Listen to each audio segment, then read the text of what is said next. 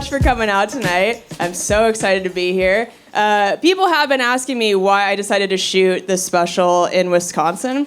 And it's because I think everybody here has a resting blood alcohol of 0.12.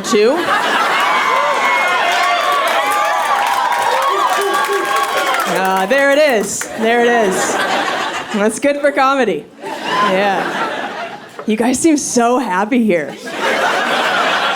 Just slamming cheese curds? I love it. You try to shoot a special in LA, everybody's intermittent fasting. Ugh. I feel like intermittent fasting means something different in the Midwest. I feel like that's when you guys black out by 5 and forget to eat dinner.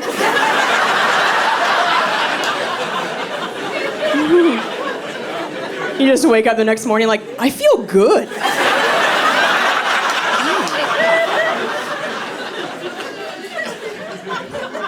I wrapped my car around a pole last night, but I feel fit. Lean. I thought it'd also be fun to shoot it here since I'm now also a Midwesterner. Yeah. Thank you. Yeah, I moved to Minnesota last year in the month of January. And that's how you die. 8-month winters are fucking brutal. God. When I hit my 1-year mark of living there, some of my friends were like, oh, how did you celebrate? I was like, oh, I just walked into my bathroom like it was a prison cell and etched one tally.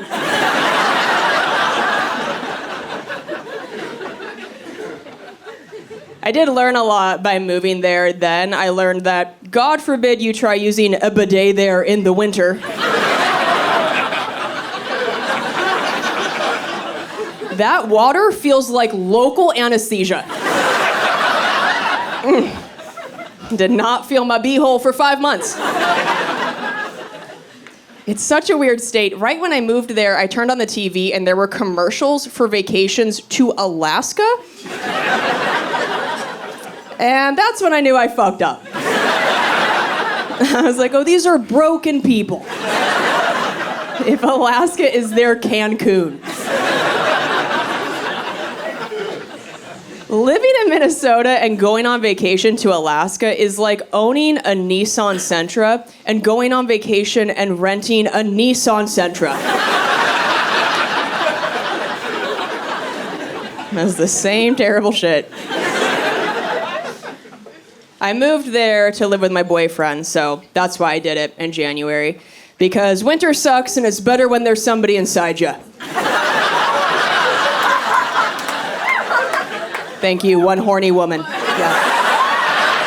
I appreciate you. Minnesota was a tough sell, though. I found out also when I got there that they have some of the highest state taxes. I was like, for why? You're cold and expensive? That's like a dog who's ugly and bites. Put it down. Let's get out of here. Skedaddle.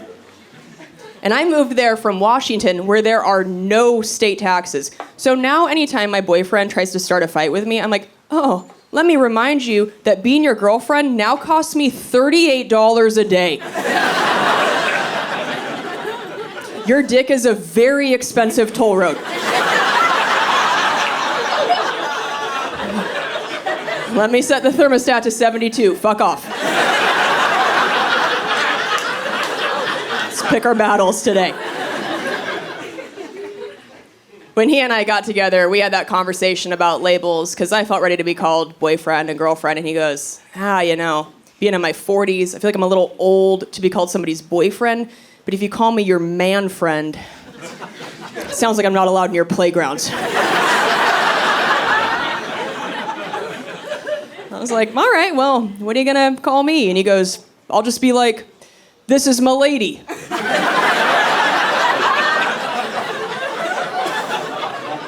And I was like, well, we're not at a Renaissance fair. So no.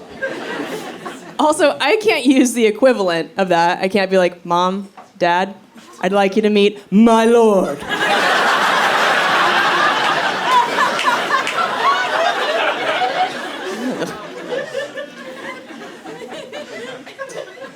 And he's also a comedian. My ex-husband was actually a comedian, too. I can't stop shitting where I eat. No, I didn't tell you. My love life is a Chipotle.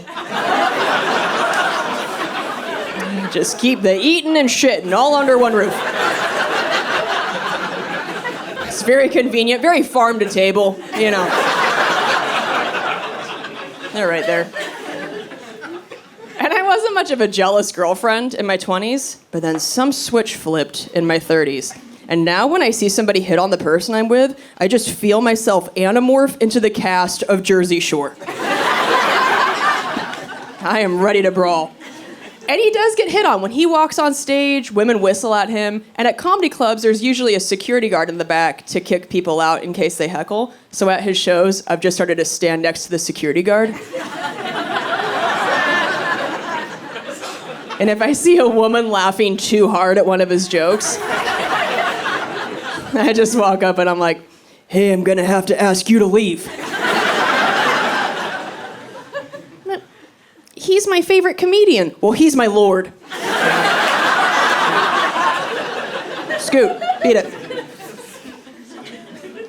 I feel like most people assume I'm exaggerating during that joke, but if you follow me online, you'll know I posted a video a few months ago of a woman who sat in the front row of one of my shows, and after I told that joke, she goes, your boyfriend is my favorite comedian. We've seen him like 8 times. And I was like, lady, did you not just hear that this is when I go snooky on somebody? What are you doing? And she doubled down. She's like, he's so cute. He's so hot. And he responds to my Instagram comments.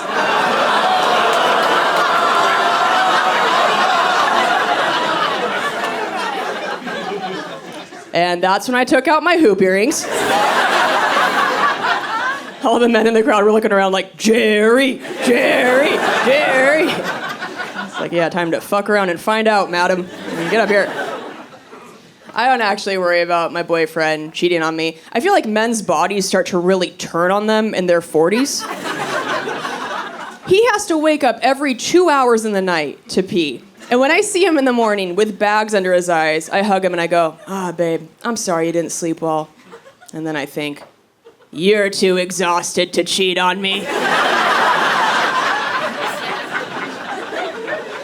You're not getting enough REM to pull off 2 relationships. I like you slow like this. Can catch you if I need to. Get back here. But now the second I see him start to reach for melatonin, I'm like, the fuck are you resting up for, huh? You stay sleepy. I don't usually mind our age gap, but there is that new filter on TikTok where couples are posting pictures together, and then a filter goes across the screen, and it shows you what you'll look like together in 50 years. Like it ages you. So I did that with a picture of me and my boyfriend, and when the filter went across the screen, it just made him disappear.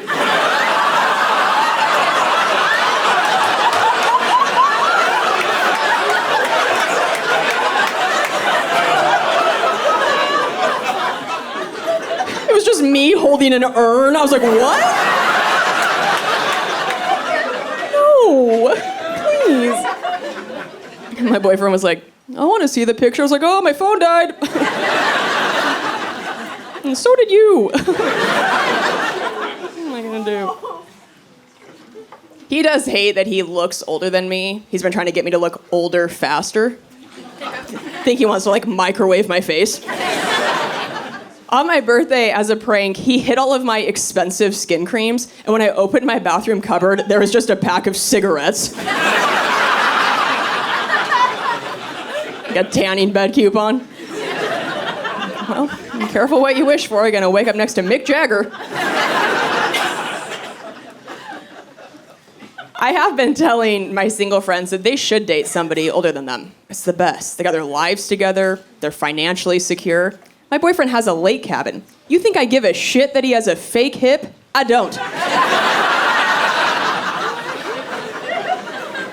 I don't need somebody to be able to jump rope to get me wet. I'm riding on a jet ski. I'm coming 5 times on that thing anyway. My boyfriend shows me his credit score while we're on the jet ski. I'm like, oh my God. Our neighbors are like, wow, look at all the water coming off that thing. I'm like, that's not water, Diane. That's all me, baby. Happy 4th. Peace be with you. I will say, if you date somebody older than you, sometimes people think you have daddy issues. And they're right.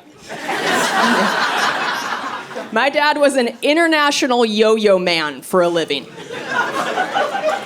That sentence should not even exist. I don't know if when you were growing up, a guy came to your school and did yo-yo demonstrations. Yeah, that's the man who made me. That's not great.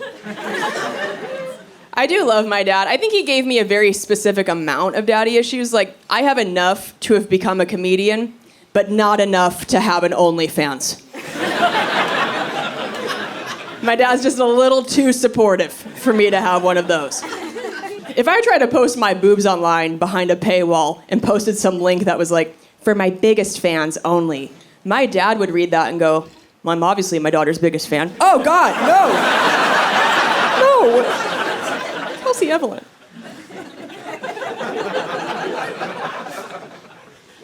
I don't know of that many people personally who are on OnlyFans or in the porn space. I do know of Adriana Chechik. I follow her on Twitter because she tweets the most outrageous things and they make me laugh so hard. She tweeted the other day and said, on my way to the dentist, he has no idea how many different people's DNA he's about to clean out of my teeth.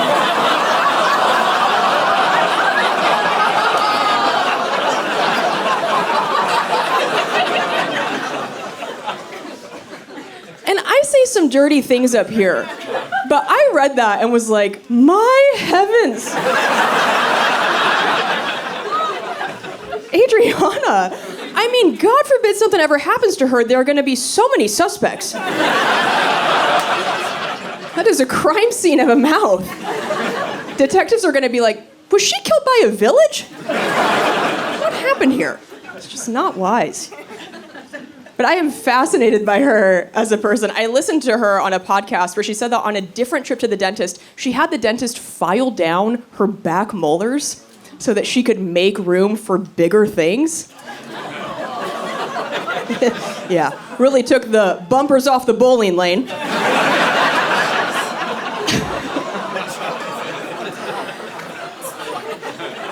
And I heard that and was like, what a commitment to the craft. I mean, I'm not even willing to wear heels up here for you folks. She's out there changing her dental records. Good Christ, what a go-getter. I told that joke in Grand Rapids a few months ago where nothing good ever happens. And there was a dentist in the crowd, and she was blackout drunk. And she starts shouting, she goes, we can tell when somebody's in porn. And I was like, well, none of us are going to be able to move on with our lives until you tell us. The floor is yours, okay? You have hijacked the show. And she goes, they have suction on the roof of their mouth. I was like the ghost of a blowjob? What are you talking about? That is so not how I thought you would be able to tell, right? I thought she was going to say that when they put the little vacuum hose in there, that the person's like, they're like, hey.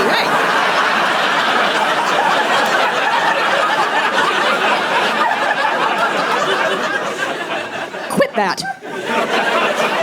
You swallow at your work, not here. Goblin.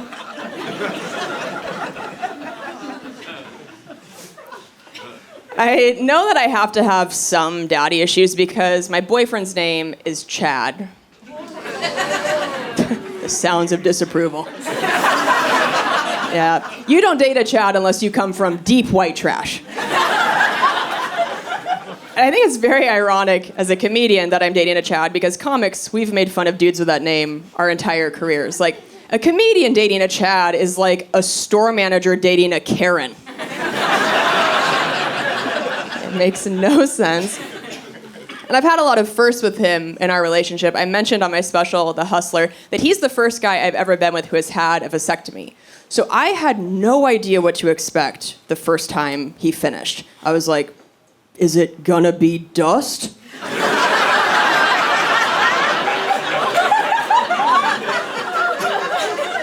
Like when you blow into a Nintendo cartridge, it's like, my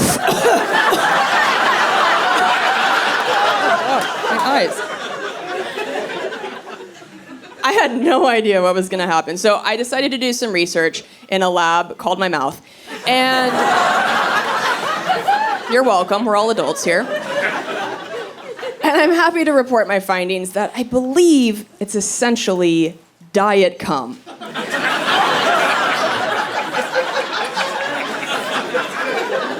If I may be so bold.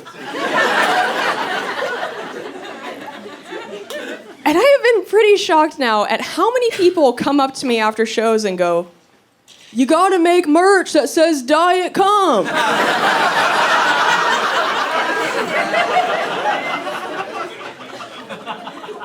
And I'm like, who would wear that?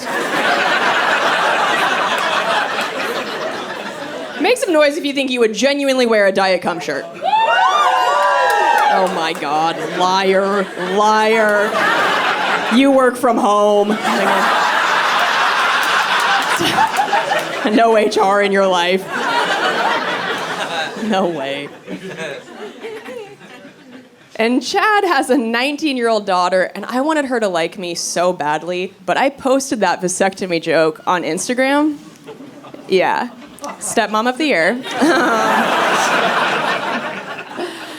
And I forgot that she followed me on there. So later that night, she texted Chad and said, "Hey, not trying to start any shit."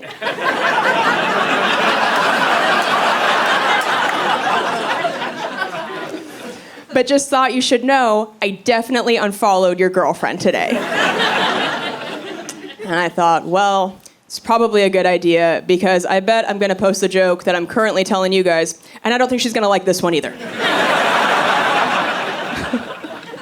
By the way, I don't blame her at all for unfollowing me. I totally get it. I was just bummed because I was hoping that Instagram was gonna be how I could connect with this teenage girl, you know? Like, before I met her, my friends were like, "Oh, don't be nervous. She's gonna love you. She's gonna think it's so cool that your videos get a bunch of views." Woo! And I was like, "Oh, you mean the one about me blowing her dad?"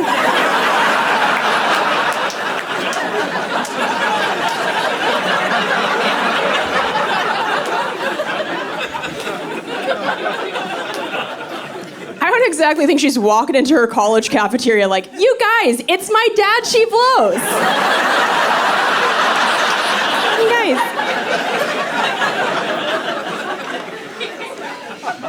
It's like my daddy issues are now giving other girls daddy issues. It's like a Russian nesting doll of fuckery. Break the cycle.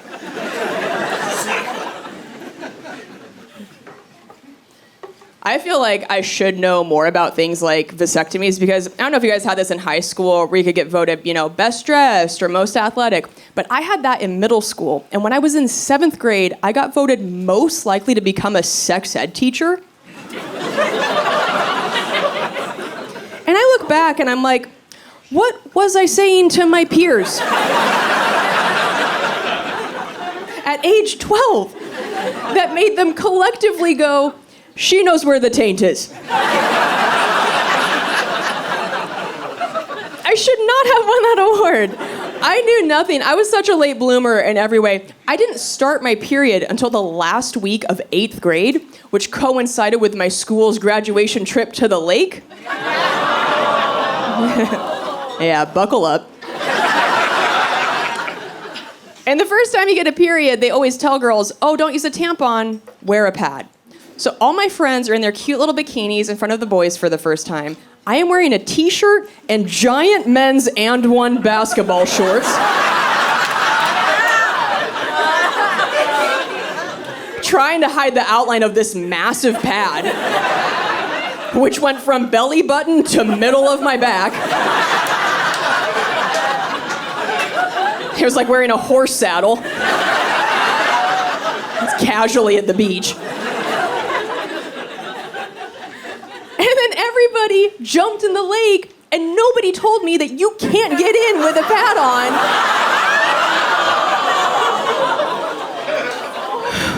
So I jumped in too, and that thing started dragging me to the bottom of the lake. I was like, no.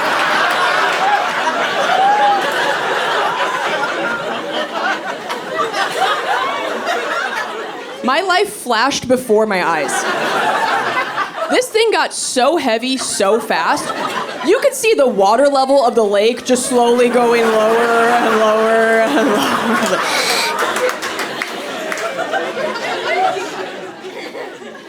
And I'm a terrible swimmer. I death gripped onto her front shoulder. She was like, "What are you doing?" I was like, "I'm bleeding and drowning, please. Help." So people flopped me up onto the dock, and I stood up, and in front of every boy in my grade, 20 gallons of water dumped out of my shorts for 40 straight seconds. Like the world's grossest magician.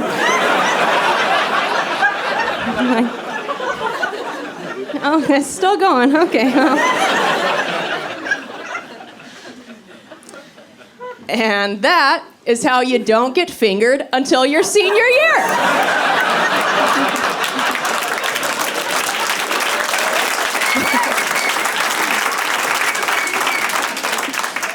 True story. I feel like all the boys in my grade were like, "We've heard that wet is good, but..."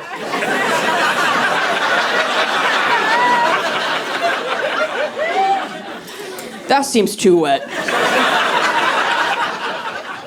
I don't think there's supposed to be fish coming out of there.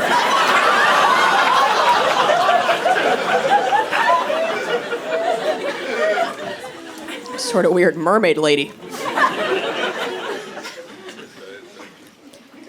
I actually got an IUD in recently because I heard that they could just make your period go away, but the procedure is a nightmare. They basically shove a Lego in your uterus while you're wide awake. I thought for sure I was gonna get knocked out for this. The doctor was like, "No." I was like, "Okay. What do you guys do for the pain?" She's like, "Oh, take a Tylenol, make a wish."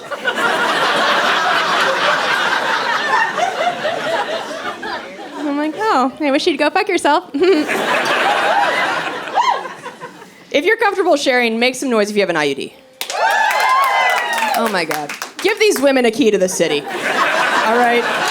There are Avengers sitting amongst you tonight. It is insane. But I think the thing that's maybe more traumatizing than that procedure is that when you get there, they ask you to give a urine sample. And women dread giving urine samples. For dudes, you guys just whip your dong out. You aim and fire. You could probably do it blindfolded. Women giving a urine sample is like trying to get the leash out from under the dog's leg on a walk.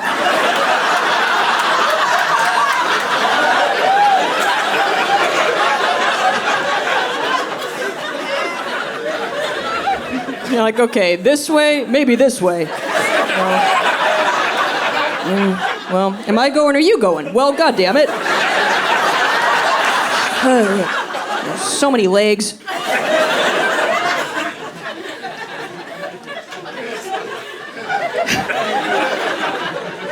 Because women only pee straight for 2 of the 20 seconds we pee. The rest of the time, it looks like somebody just poked a hole in a Capri Sun and then started stepping on it. You're like, well,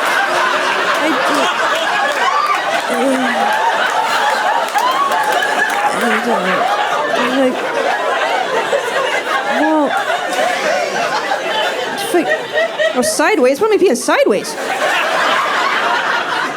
I don't even have a hole there. And then a doctor walks in with a thimble and is like, "Catch it. Catch it." I'm like, "You catch it. This is a 2-man job at least. This thing is the same same size as a to-go ranch container.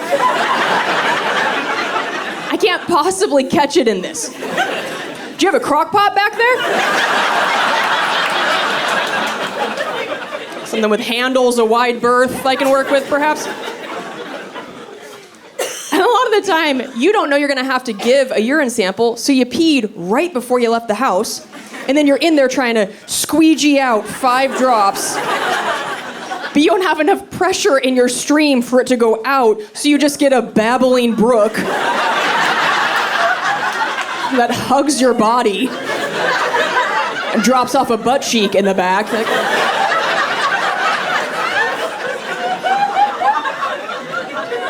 have to drop a pin on GPS to know where that fucker went. I have no idea. I can't see back there. Can't catch that. So I'm in there. I try to get a urine sample. It's a complete disaster, as always. I get nothing in the cup. I just peel over my own wrist like a child. The whole thing stressed me out so much I had explosive diarrhea. I walked out of there up to the nurse. I was like, well, didn't get a urine sample, but the cup is full.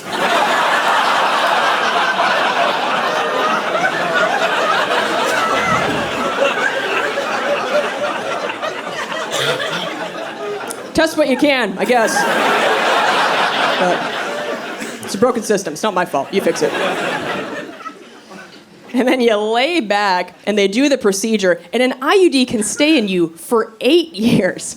So after they're done, the nurse hands you a sticker with a date on it of 8 years from that day, so you know when to replace it. So I just pop that on my windshield next to my oil change sticker.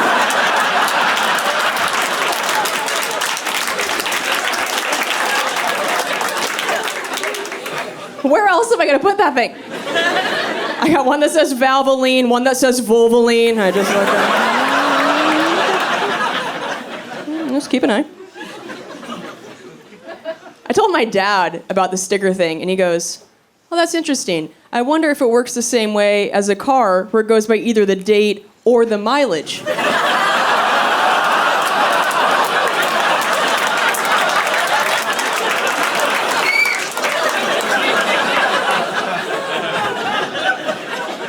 I was like, shut your mouth, Dad. I mean, I'm definitely gonna use it on stage, but shut your mouth. Sicko. We're not friends. I don't want to joke with you like that. You're gonna make me start an OnlyFans to keep that shit up. Shut up. That's definitely not how it works, by the way. That'd be very funny to me if they were secretly putting tiny odometers. You go in for a checkup, the doctor's like, oh, somebody had a busy April. Jesus Christ. Well, no way this thing's lasting 8 years. You're burning the tires. Clean off this thing. Slow down.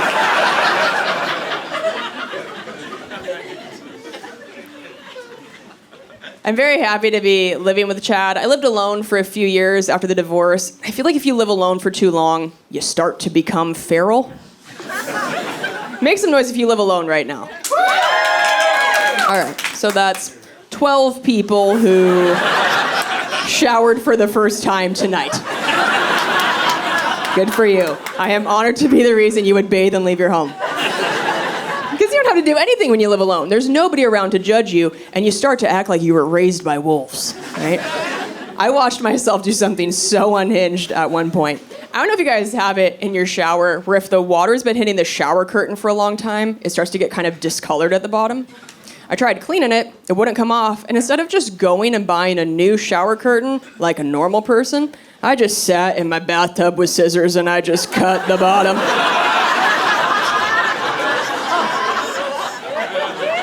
I just went full meth head. I was just like, ay. Arts and crafts. I literally gave my shower bangs. It's not a mentally stable place to be in. And then, of course, it really looked like shit. So I went to Target, and they had just released fall candles. And I learned that day that if you smell candles for 30 minutes straight, you will accidentally get a little fucking high. Nothing crazy, but I'm a lightweight, and nobody in the DARE program talked to me about candles. So I was unprepared for what happened to my body. So I was floating around Target. I grabbed the shower curtain I wanted, and when I went home and hung it up, it only stretched like half the length of my shower, and it was so long, 5 extra feet of fabric coming off the bottom of this thing. And my stepsister came over the next day, and she used my bathroom, and she came out and she goes, "Why do you have a window curtain in there?"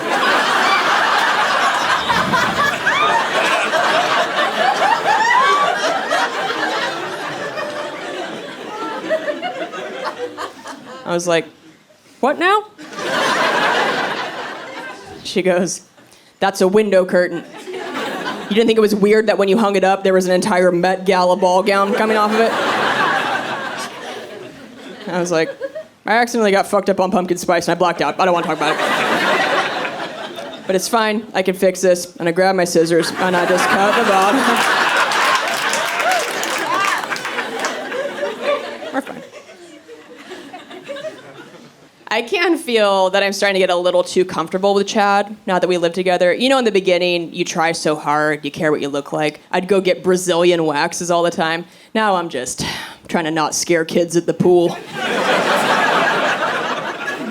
It's a different level of effort I'm willing to put in. Now I just tell my wax lady the same thing that Chad tells the guy who trims his beard. I'm just like, take a little off the sides, be careful around the lips.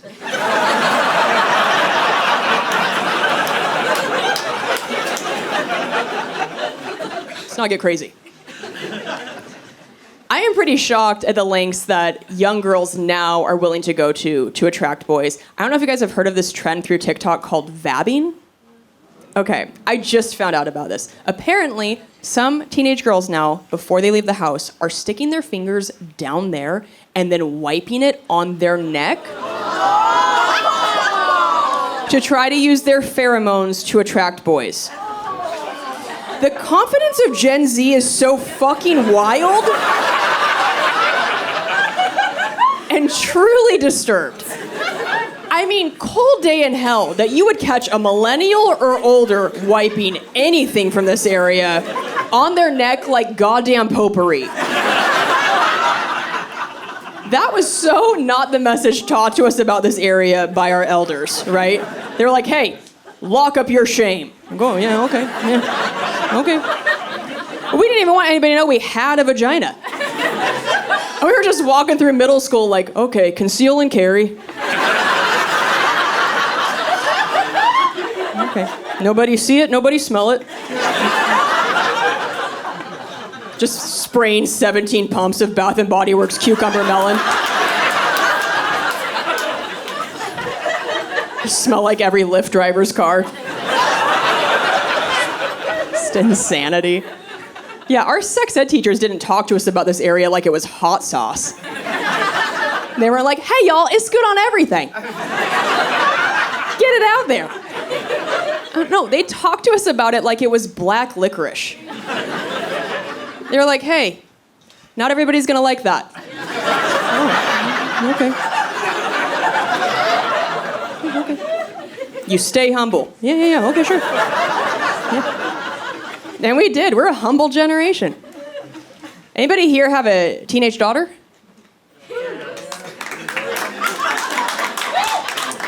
Well, don't smell their neck.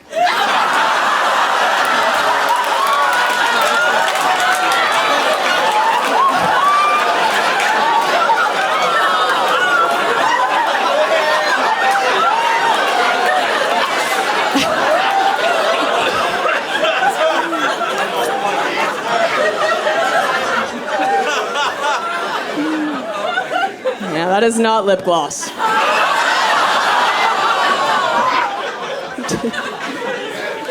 Sounds like a town hall meeting in here. You guys are like, "Oh, hey! This is an outrage!"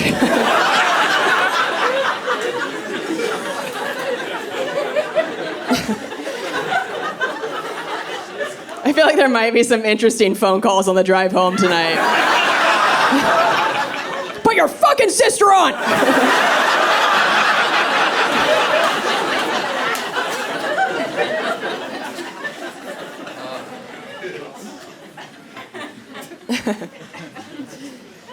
I do actually want to try and keep the magic alive with Chad for as long as I can. And my ex and I got pretty gross together toward the end. He and I always lived in a place that only had one bathroom, and he would go in there and take 45-minute man shits. And I finally asked him, I was like, hey, why does it take you so long to do that? And he goes, well, my doctor told me that it's bad to push, so I don't push. I just sit and I let it fall out.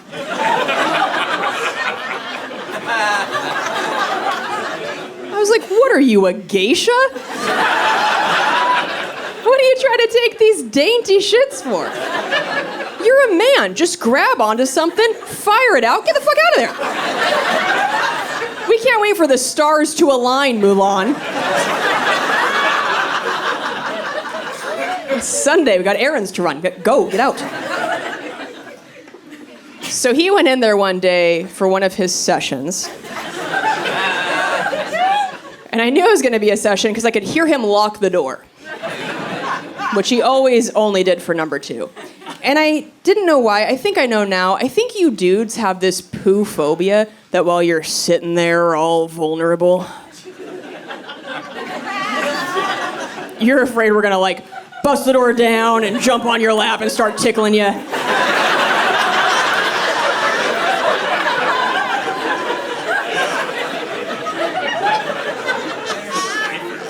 I'm not Steve-O. Why would I do that? I would never do that. So he's in there, door locked, and on this day, our buttholes had synced. And I was like, oh no. Because I have IBS, so when I gotta go, I gotta go. So I texted him, and I was like, hey, I'm about to shit my pants. Siren emoji.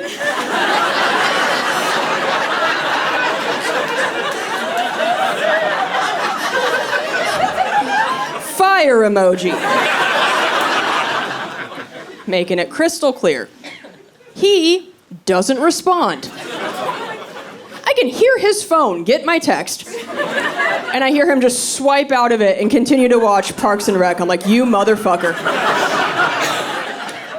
So now I realize I do not have access to a toilet, and I've got some demons coming down the chute. I am in apocalypse survival mode. So I start frantically looking around our apartment for a substitute toilet. The first thing I see is the kitchen sink. I know. Right away I was like, too high.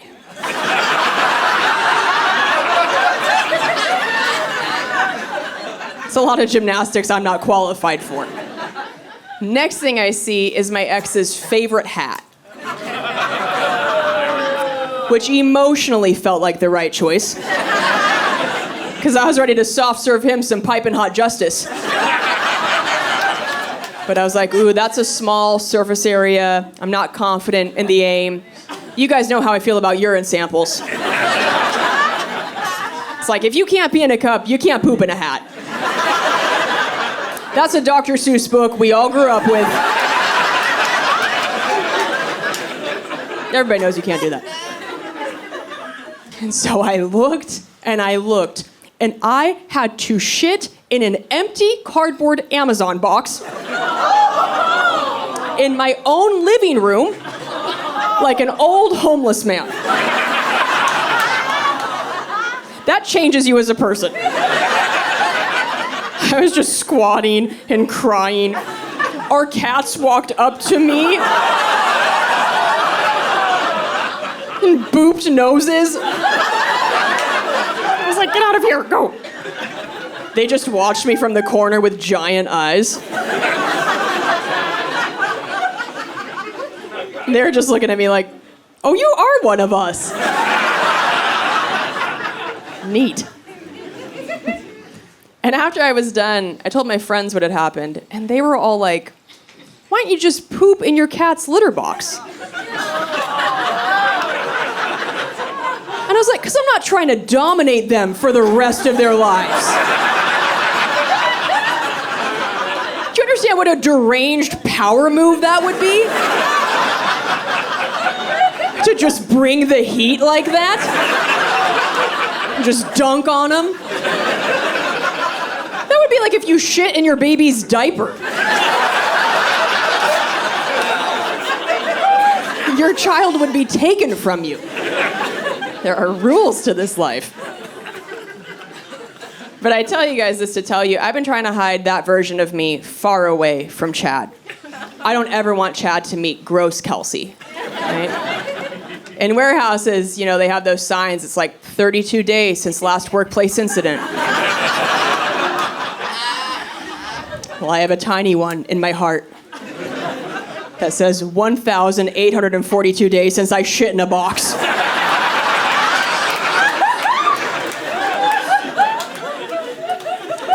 I'm trying to keep that number very high.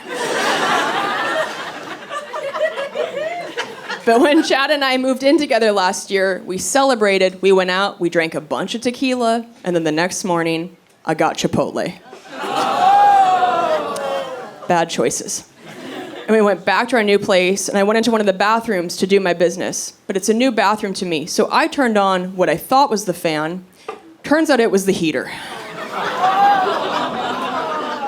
That's not what you want.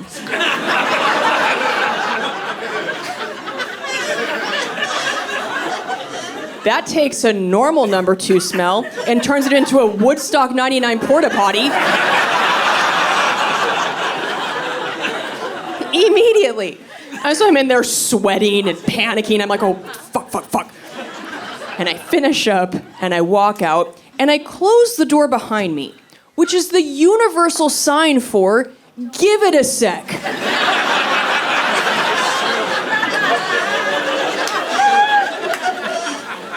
No one needs to go in here for the next 2 to 49 hours.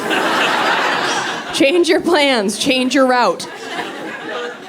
Chad completely ignores this major sign that I'm throwing up at him. He just blows right by me and walks in there to get a Kleenex.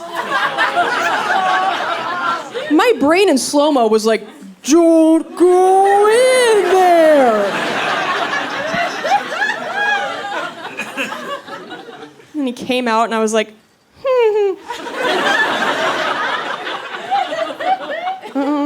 I am so sorry. Could you smell things?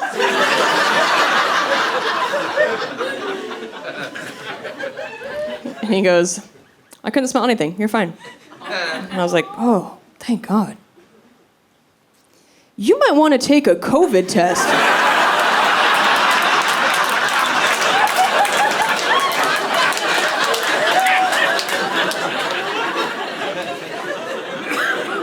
Actually, don't waste a test. You have COVID. My asshole was the test, and you failed. And that's when Chad goes, I'm just kidding. I could totally smell that. Do you see the tears streaming down my face? God damn it.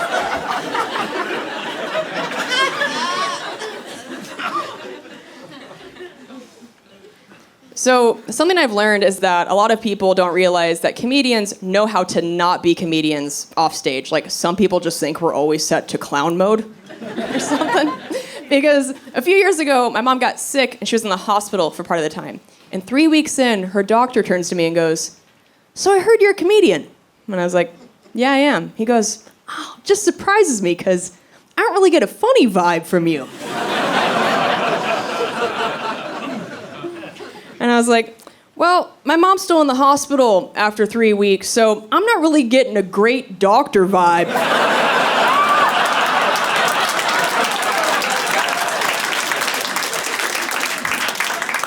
I can be petty off the clock too, bitch. I will do it for free. Also, what does a funny vibe look like to this guy? We're in a hospital. You think I'm gonna walk through the waiting room honking boobs like, hee hee hee hee hee hee hee? It's like, people are bleeding out. You gotta clock out sometimes.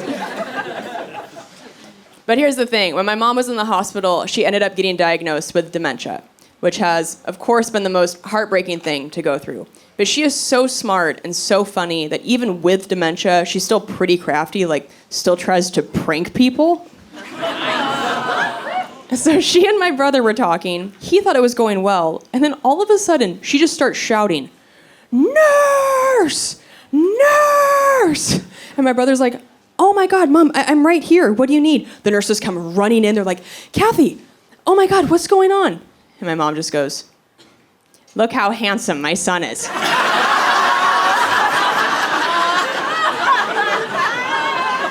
I'm like, "Are you out of your fucking mind? You cannot be the mom who cried hot son. You're gonna get kicked out of the home." Because now I feel like next time she actually needs help, the nurse is just gonna pop her head around from 50 feet away and be like, "Oh, let me guess, Kathy, is your daughter funny? Is that what you're screaming at us for?" It'd be so great if she was like, "She's okay." Not really get a funny vibe from her. Just want some apple juice. I have to tell you guys something that just happened. My cousin and I visited my mom, and we thought that my mom had fallen asleep. So my cousin decided to tell me that she just took her 2 high school nieces out to dinner, and her nieces are obsessed with mukbang videos. You guys know what mukbang videos are? Okay, if you don't know, it's this big trend on YouTube. People order massive quantities of food, and they eat them on camera. So her nieces love these mukbang videos, and they're at dinner, and one of her nieces cleans her plate so fast. And my cousin looks at her and goes, "Wow, Bailey, you should do your own bukkake videos."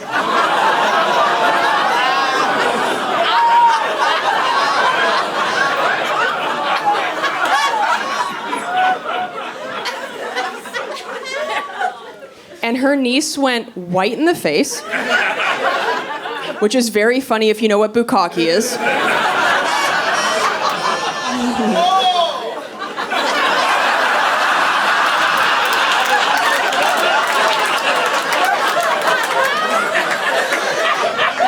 Remember that .12 resting blood alcohol? Such a delayed reaction. Oh, fuck. Yeah. I can also tell that some of you do not know what bukkake is. And honestly, you're better people for it. You are more pure of heart. Okay. A Midwest mom just went,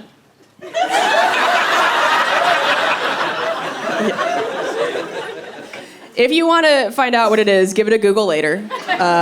Don't do it at work, you'll get fired. It is a finishing move in the world of porn. And I'm like dying laughing at this story. And then all of a sudden, my mom goes, "I've done bukkake once."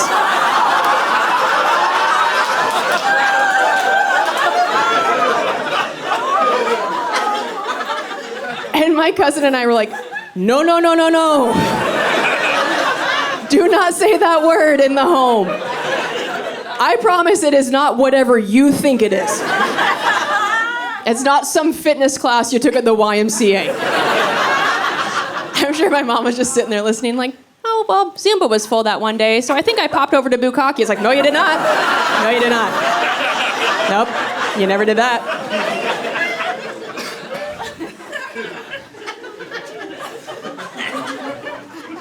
And here's the thing, I always take really good care of my mom, but I took extra good care of her that day because I was like, those cannot be your last words.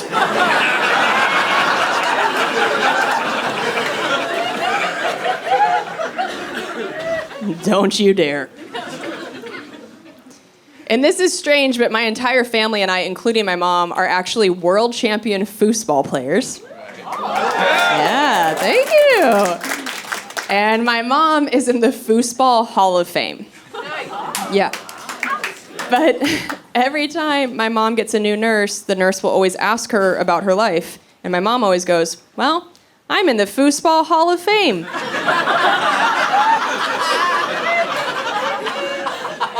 And every nurse goes, "Sure you are." Mm-hmm. And I'm always standing there like, "Oh, yeah, no, I know that sounds made up, but I swear it's real." And the nurse is like, "Hey, you don't have to."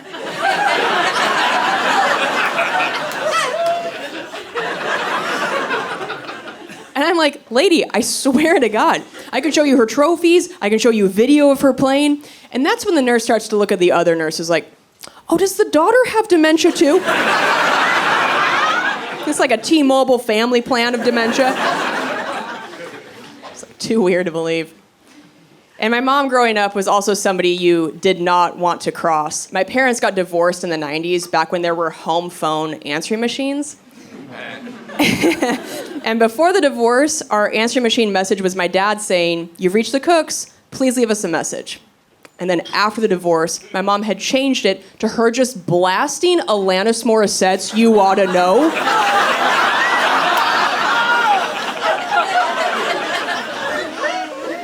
So every time my dad would call, my mom would let it go to the machine so that if he wanted to leave a message for her, every time he first had to sit through the lyrics, "And I'm here to remind you of the mess you left when you went away."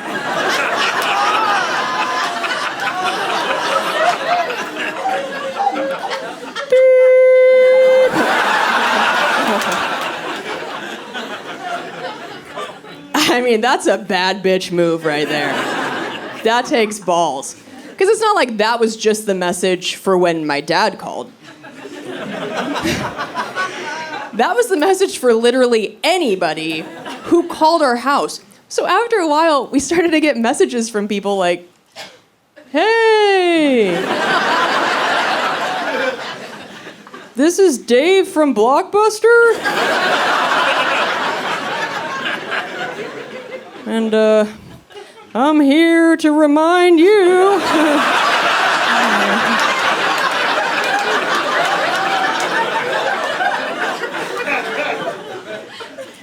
"Your Space Jam VHS is overdue.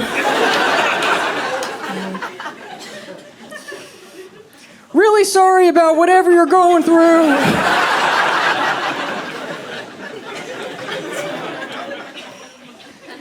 And long before my mom had dementia, she had retired from teaching, and she had taken on some interesting retirement hobbies. She had started to screenshot the selfies I would post on Instagram, and then she would print them out and go to Kohl's and buy those 30 photo collage frames and frame my selfies. But I didn't know she was doing this until I visited home one day and I just walked into a museum.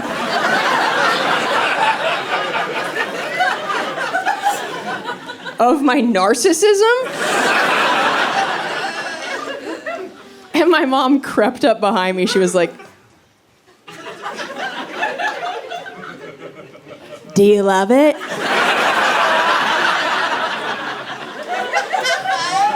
What is this, a haunted house? This is fucking horrifying. I'll never take a selfie again. This is like an intervention. But here's the thing. Nobody had taught my mom how to crop a screenshot. So all of these printed, framed photos show her phone battery percentage.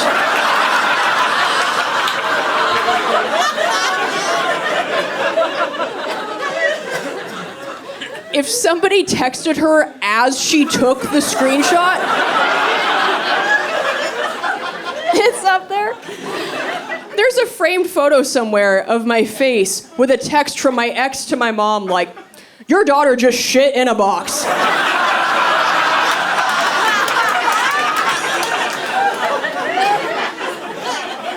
Please advise.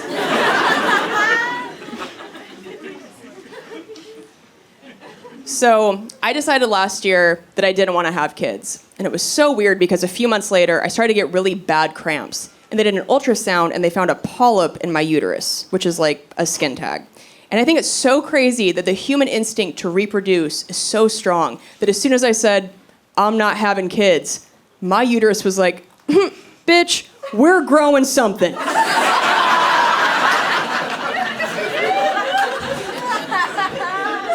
You have been zero help.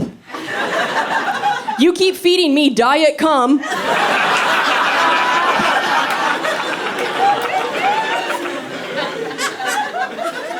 Just hangs out in here, makes the floor sticky.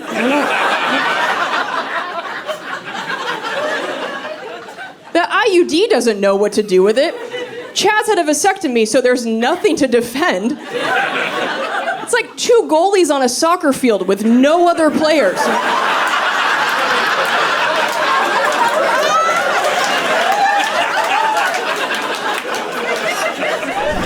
Well, shit. Glad to be here in Dallas. I'm glad to be at a comedy club. We're not always. Sometimes we do weird things. Like earlier this year, I did stand up at a lawyers conference in Miami. And I don't know why either. I don't know, I guess they were like, this guy's got felons in his family. He knows lawyer stuff probably.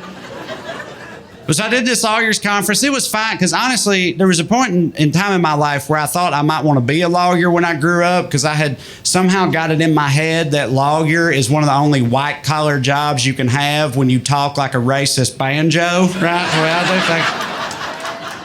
Like I don't know if it's because of Atticus Finch or Matlock or what it is, but for some reason, people are okay with Southern lawyers. You know what I mean? It's all right to be a Southern lawyer. And I could see myself doing that as a kid. Like, I could see myself walking into court in a seersucker suit, just dabbing the prodigious whiskey sweat from my brow, like, from my grandpappy's handkerchief, you know, setting it down, hitting them with some old-timey nonsense. Like, Your Honor, if you think my client's going to spend one more night in the hoose gal, you crazy as a gravy-covered cat in a barnyard full of bloodhounds, you is. The jury's just like, this guy's too dumb to be duplicitous. I inherently trust this man. Not guilty, right? I could see that, but no, as it turns out, I'm not but a simple giggle monger as things happen. But yeah, I was in Miami in February, and right before that, I did stand up in Phoenix in January. And those two experiences combined led me to developing this new sociological theory I've been working on this year. And my theory is this: I think that the hot sun makes white people go insane. That's what I think. That's what I think happens. Because you think about all the parts of this country where the white people are the craziest, it's where the sun is the hottest, you know? It's like out west, it's Arizona, east of the Mississippi, it's the entire American South, you know? And even within the South, the maxim holds true. The further south you go, the hotter the sun is, the crazier the crackers are, right? Like you start out in Kentucky, Virginia, it's not so bad. You get to Alabama, it's like, ugh, and then you wind up in Florida and they're throwing alligators through drive-through windows and shit. These motherfuckers are crazy. You ain't supposed to be like that. I think it's the hot sun. I do think the hot part is important. I say that because I live in Southern California and like there's plenty of sun out there, but it's not hot for most of the year. For most of the year, it's like sunny and 72. And like the white people in LA, they're delusional, but they're not scary though, right? Like it's a different type of crazy. You know what I mean? But you leave LA, you start driving out east into the desert, they start to turn, man. They do. Like next thing you know, you're driving by Uncle Shooty's biker shop and Nazi stuff emporium. It's like, oh, this ain't good.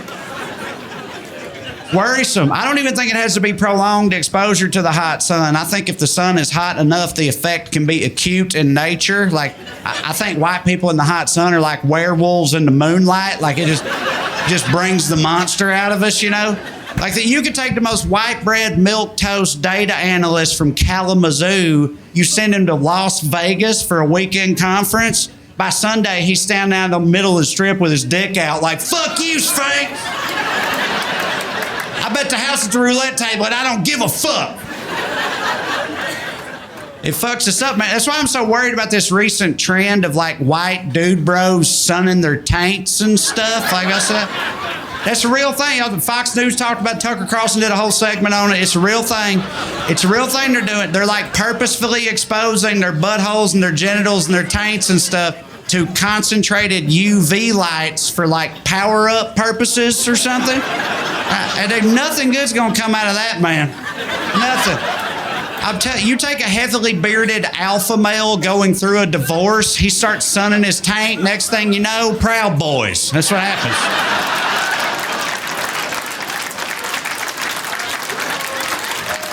That's how the Proud Boys started. It's a problem. I don't think it's just an American problem, though. I think this is a global phenomenon. Like, for example, if you think about like England, right? Like in England, the sun is a myth, right? It's very gray, rainy. And you could say English white people, they've been evil and colonially over the years, but they're not crazy though. No, they're not. They're very prim, proper, buttoned up. Yes, quite. That's how they are. But you take England, leave it in the hot sun for a couple hundred years, bam, Australia. That's what you get. Australia, aka the Florida of Oceania. I love Australians. They're a lot of fun, but they're down there fist fighting kangaroos and using the word cunt like a punctuation mark. This shit ain't normal. You ain't supposed to be like that.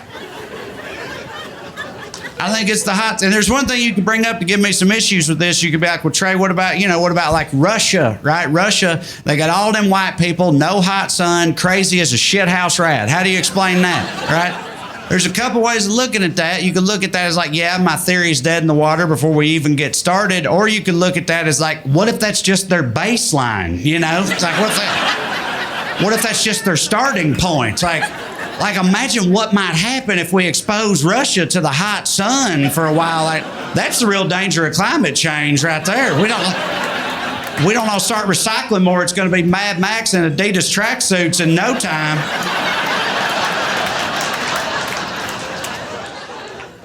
Like I said, I live in Southern California. It's fine for the most part. My accent is a problem for me out there. Like, I found out there, this accent can fuck up any words. Like, it don't matter how smart the words might be, this accent will fuck them up, you know? Like you could take a famous quote like John Lennon's, "Life is what happens when you're busy making other plans." You say that to people in any other accent, they're like so profound, such wisdom. But you say it in my accent, "Life's what happens when you're busy making other plans." Like, oh no, he's not gonna tell us his plans, is he? I don't want to hear this guy's plans. They probably involve truck nuts and tiki torches. This is bad. Let's get out of here. Like, best case scenario is maybe I come across as folksy. You know, like, folksy's the best you can hope for when you talk like this. And my people got all these little sayings and phrases that help with that perception, especially if you're from the middle of nowhere like I am. But even that's not always great. You know, like I'll be at some party in LA, we run out of beer, and I'm like, well, guess somebody better ride into town, pick up some more. And they're just like, ride into town?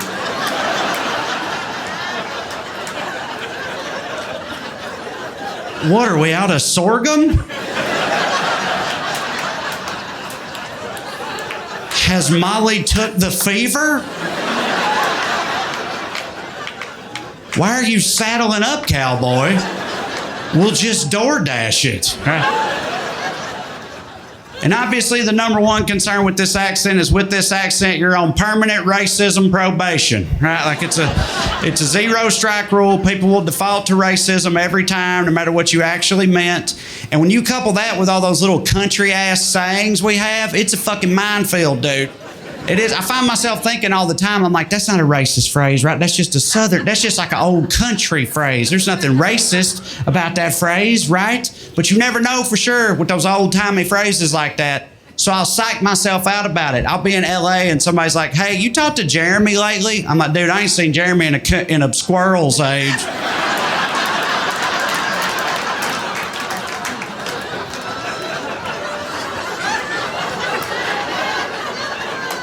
You know how squirrels live a really long time. Everybody's always talking about that and stuff. That's all I meant. I try to make myself feel better by telling myself it's not a Southern accent thing, it's an American accent thing. Like the idea that any thick regional American accent can sound kind of dumb, not just this one, you know? Like if you go to the doctor to get some test results back, yeah, you don't want this accent from the doctor. I know, you don't, right? You don't. But you also don't want some meatball from the Bronx, you know, like, listen, it is what it is, you got stage 4 cancer, what are you gonna do? No, what are you going to do? I'll tell you what you're going to do. You're going to take your fucking chemo. You're going to take your radiation. You're going to kick cancer's ass. Actually, I do want a Bronx doctor. I take that back. That sounds pretty inspiring, actually. But But like if you're on a plane in the Midwest and the pilot comes on like, okay, got a little snow system up here, just gonna scooch right by there, don't you know? No whoopsie-daisies today, no sir, gonna be a hoot. A hoot? What am I, in a fucking Coen Brothers movie right now? Like, people ain't supposed to talk like that. I think even a thick California accent can sound dumb. And if you don't know what I mean by thick California accent, I'll explain myself with one sound. Not a word, a sound.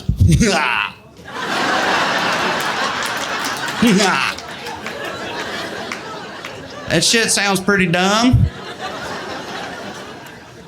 But no, I live in fear in LA of coming across as racist accidentally just because of my accent, you know, but I'm also out there being a comedian, which means I go on auditions and stuff, and it turns out when you're a white dude with this accent, you will audition exclusively to play racist. That's how that works. That's like, dude, you can make a compilation reel of my audition tapes that would make Paula Deen blush, dude. Like, it's brutal.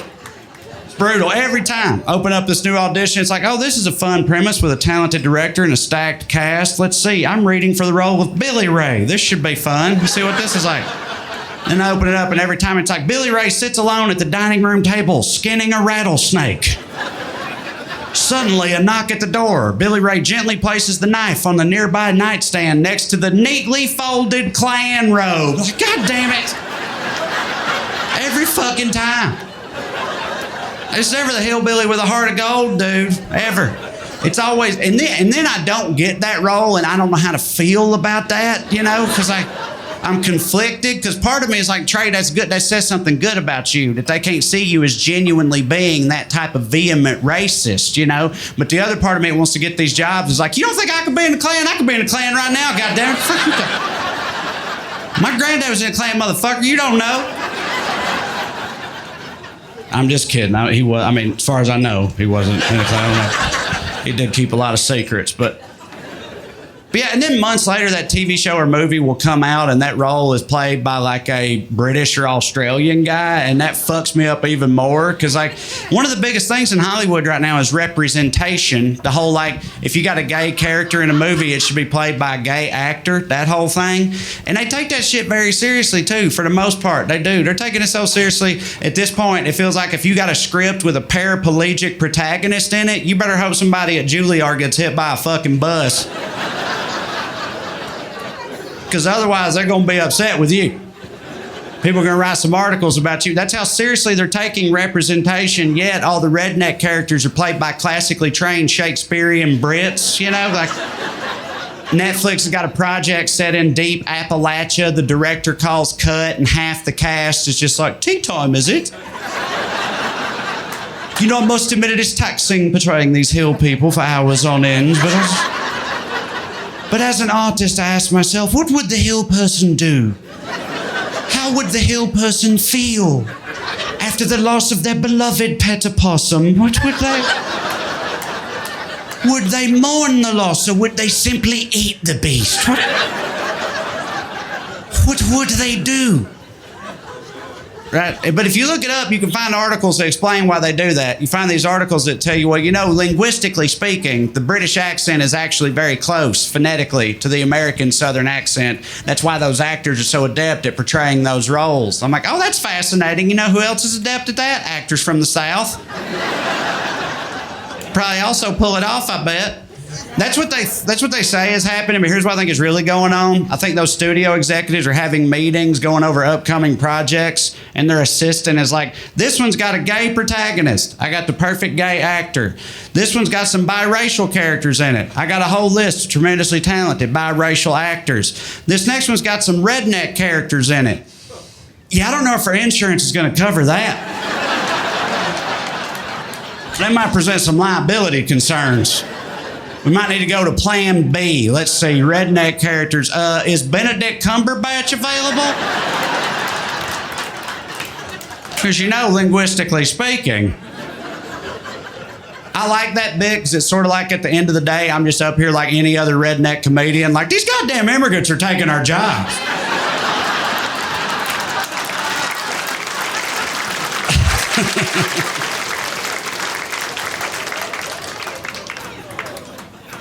But it's not surprising, if you spend time on the coast, they have a very low opinion of the red states, of the southern states out there. They think the whole South is just crazy racist. And I mean, yeah, sure. Sure, but we're not the only ones. Like, racism's an American problem. That's what bothers me about it. Like, I'll talk to people in LA sometimes. They know I'm from the South. They want to know. They're like, you're from there. Be honest. That type of institutional racism. Tell us about that. I'm like, why are you asking me about it when the LAPD is right there?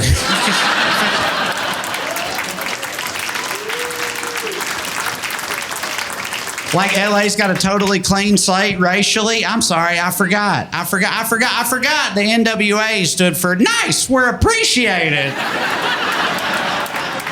You remember Ice Cube and all their album covers? Just, things are great out here.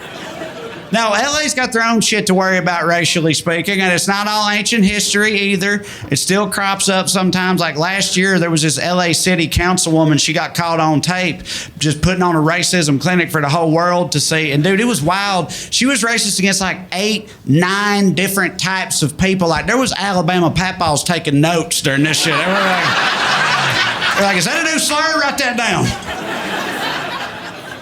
She made me realize something I never thought of before, which is like, yes, the South has more racists and more racism, generally speaking, but I'm now convinced that if racism was a sport, in a one-on-one, an LA racist could absolutely hang with an Alabama racist because of the versatility of their game. You know what I mean?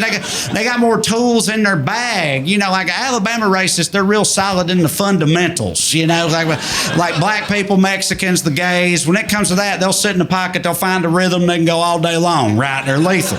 Most of them never even met a Jewish person, but they've heard enough to be dangerous, right? They got a puncher's chance if that comes up. But beyond that, what are they going to do? What are they going to do? This lady was racist against Armenians. Papaws ain't got the skill set for that.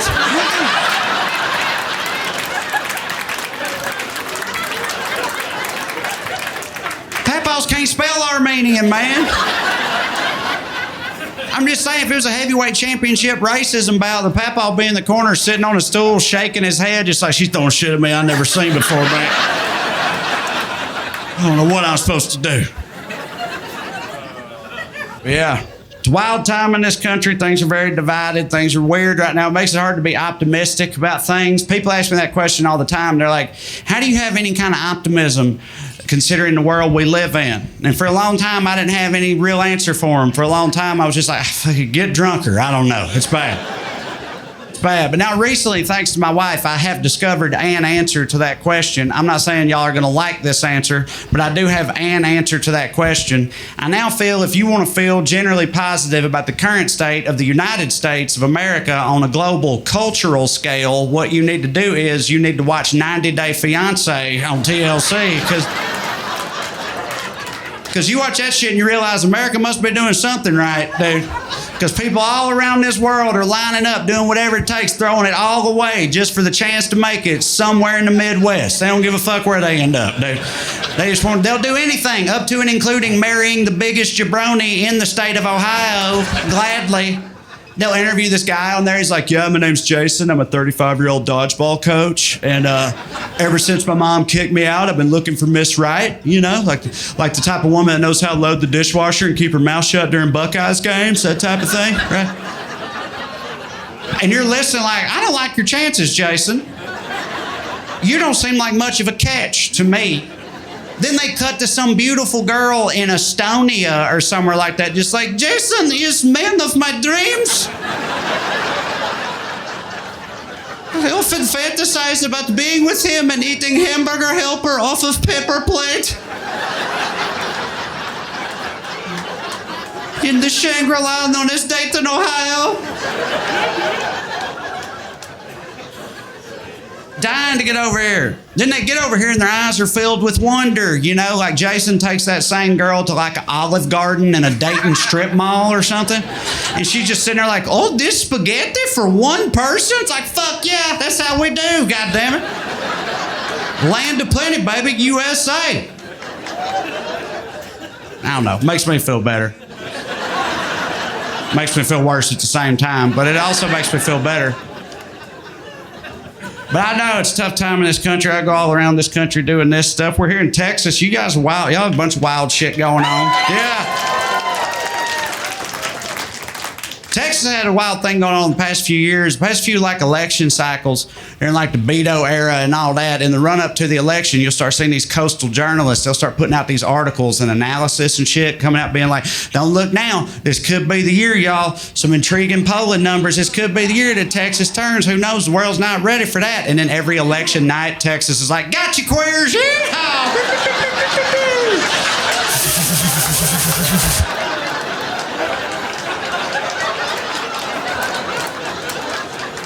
Y'all actually bought that shit, huh? No, we wilder than ever, baby. We got abortion posses. We're FedEx and Mexicans. What's up? Let's go. You want some? We'll send you some. What kind you want? We got all kinds. We got Guatemalan Mexicans, Costa Rican Mexicans, you name it, buddy. Texas. This is how wild Texas is. I got a buddy that lived in Texas for like 10 years, and he told me recently, he was like, did you know there's a state-level Republican congressman in Texas who's been trying to pass legislation that would make bestiality legal in the state of Texas? As soon as he told me that, I started telling everybody I knew. I was like, y'all heard what Texas is doing? Listen to this shit. And this is how wild Texas is. I never met 1 ounce of skepticism anywhere. Like, anywhere. Like, even within the state of Texas, no one was ever like, that don't sound right. Are you sure about that? Universally across the board, everybody's like, yeah, I've been waiting on that to happen.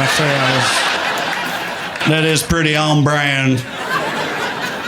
Right, which is particularly damning because it turns out my friend was wrong. There's not a congressman here trying to make bestiality legal. He was wrong about that. But to be fair to my friend, that is a real argument that does exist on the internet. If you Google it right now, you can find people out there being like, no, bestiality should be legal. You want to know why? And you're like, no, I don't.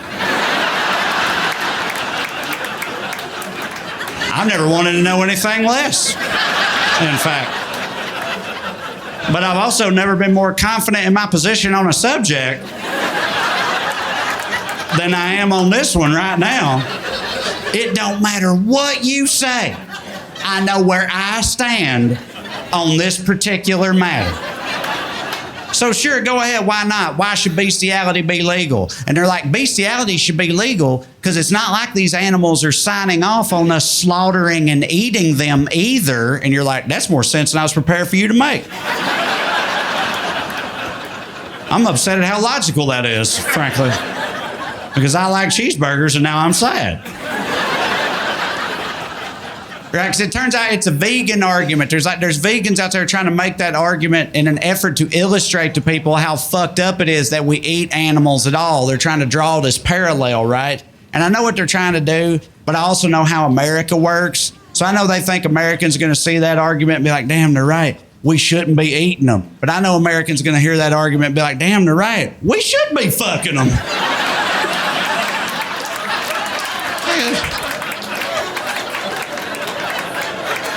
Tenderize my beef, baby. Why not? We gonna eat them anyway. Might as well fuck them first. What a missed opportunity this has been.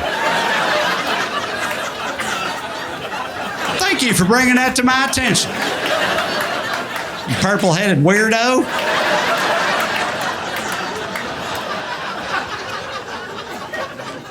Speaking of purple-headed weirdos, I was in Portland, Oregon recently too, and Portland's interesting for a whole other reason. I feel like Portland is kind of a snapshot of the way the far right looks at the far left in general in this country. And it's an interesting combination of stereotypes that they hold for these people. Like, everybody in my hometown thinks Portland is just a bunch of emaciated baristas with a handlebar mustache, you know. And I tell them that's ridiculous. Portland's a vast metropolis made up of an eclectic array of all different types of mustaches. Like, it's not just handlebar, but they both think it's like hipster Portlandia shit, but also that it's Fallujah for socialists, you know? Like, that's where the most hardcore Antifa super commandos are garrisoned at, right? And that's a weird combination of stereotypes to hold for the same people. It's like they think everybody in Portland is getting dressed up as a Victorian era haberdasher, right? To go set City Hall on fire. And then they make fun of them for that. Like that's a point of ridicule. And I'm like, dude, I don't know about you, but I feel like if I was in the middle of a full-scale riot and all of a sudden a chimney sweep looking some bitch emerged from the smoke bomb haze on top of one of them big front wheel bicycles, like, I wouldn't fuck with that guy. That's how you get choked out with a pocket watch chain. Whimsical anarchy? You don't want no part of that. But they both condescend to the far left for being limp-wristed soy boys, but they're terrified of them at the same time. That's a weird dynamic. You know, it's like their general outlook on them is like, check out this little pussy. Oh shit, is he coming over here? No, hey, I love Sprouts, I love him, please don't make me gay.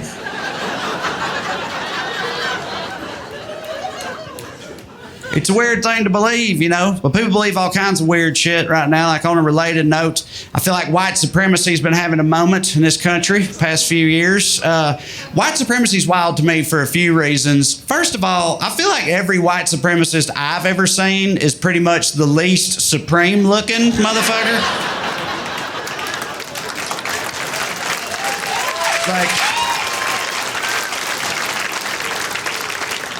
Like, I've never seen an avowed white supremacist and thought to myself, behold, the pinnacle of man.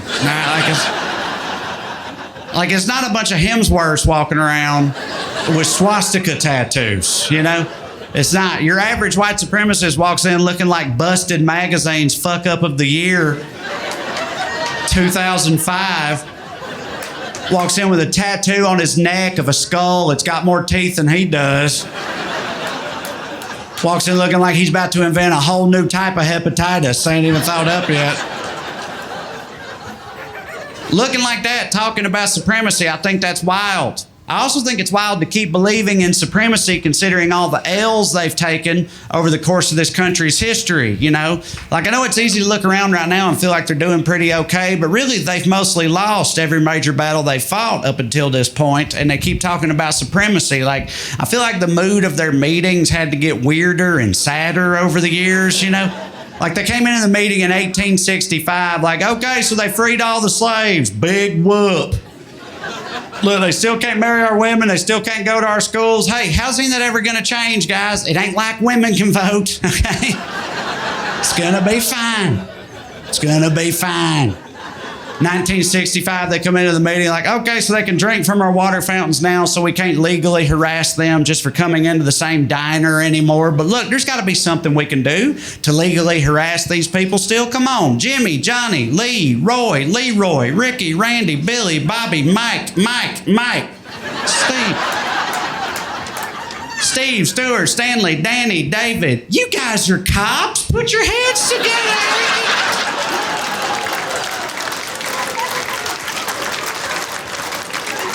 We can figure this out. All right, it's not like one of them's the president. 2008, they come in kicking shit over like, okay, all right, this is a tough pill to swallow, I'm not gonna lie. But look, we gotta focus on the positives, guys. Like, hey, it's not like they're gonna start taking the Confederate flag down, all right? They're not gonna start pulling down the statues or renaming the streets or nothing like that. And hey, gay people still can't get married. That's something, right?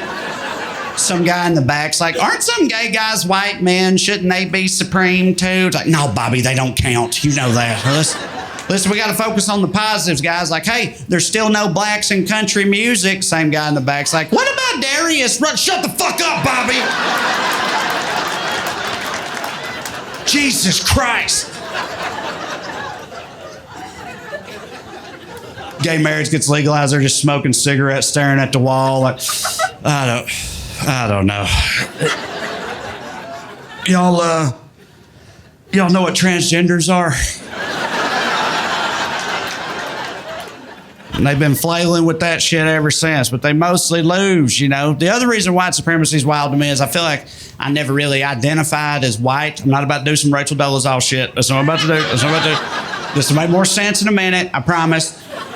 What I mean is, my whole life growing up poor, rural Tennessee, whenever I heard others talk about white people, in my head that was always like Connecticut, yacht club, like Dill. Is that Dill? Like in white people, right?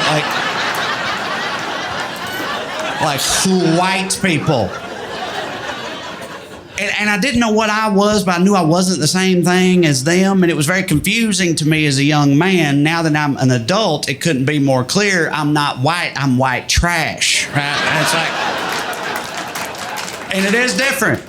It is different. There's a whole list of differences. Like white people got a trust fund, white trash people got trust issues. It's like, white people got a sister who's secretly a lesbian. White trash people got a sister who's secretly their mama. White people play golf with their boss on the weekends. White trash people play scratch-offs with their rent money on payday.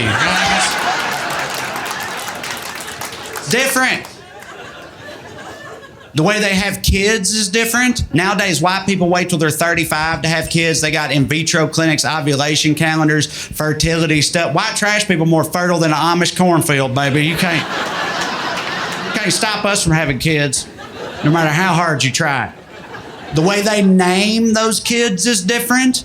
White parents are like, Braden, Paisley, it's time for your piccolo lessons. Right? White trash parents are like, Remington, Bassmaster. Quit exploding them frogs, get in the goddamn house.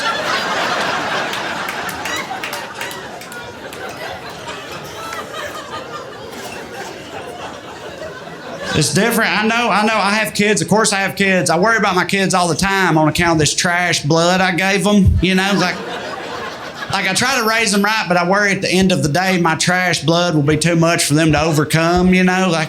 Like nobody should be forced to be giving my blood, dude. Like the Red Cross looks at my family history and they're like, we're good. Thanks, though. Right? Like, thank God for my wife for diluting it with hers a little bit, you know? But like, I love my wife, but she's from a different town in rural Tennessee. Like, her blood ain't top shelf for nothing, you know? Like, let's be honest. Like, my wife's blood is like boxed wine, you know? It's like, it's nobody's favorite, but people can handle it in a pinch, you know? My blood's just moonshine made in a radiator, dude. Like, it's just poison. That's all it is. Right? So I worry all the time about how my kids are going to turn out, right? But believe it or not, living in Los Angeles has kind of helped me with this because, like, you live in LA, you look around, you see plenty of rich white kids that are all fucked up too, you know? And it makes me feel better. I'm like, oh, well, maybe it's not about the blood. Maybe it's just a crapshoot either way, right? But I got to say, I feel like that's another way in which they're different is childhood trauma. Because, like, rich white kids are like, yeah, my mother was never very emotionally available, and I've got a lot of residual psychological scarring from that. And white trash kids are like, I got beat with a tire iron. I have actual scars from that. Like, you see that? That's a tire iron scar. That's what that is. I believe that's not cool. You shouldn't do what I just did. You shouldn't like diminish other people's trauma just because you didn't personally experience it. But it's a whole thing with poor people. It's so hard for poor people to believe that rich people went through any kind of genuine adversity, no matter what the circumstances were, you know? Like when all that Epstein shit was coming out, I guarantee you there was people in trailer parks all around this country watching that like, they got to go to an island?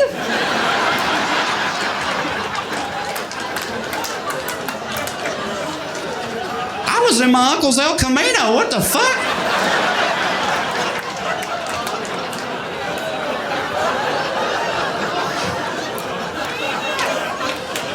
Yeah. Yeah, that one's rough. I know.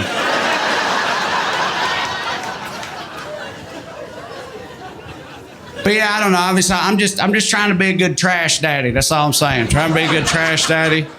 Sometimes I worry I've overcorrected. Sometimes I worry that mine are too California-y, you know, like my older son, he's a vegetarian for moral reasons, right? Which, like, that's fine with me, but you know what my papa would say about that? Fucking, he'd get canceled for it. I can tell you that much. It wouldn't be good.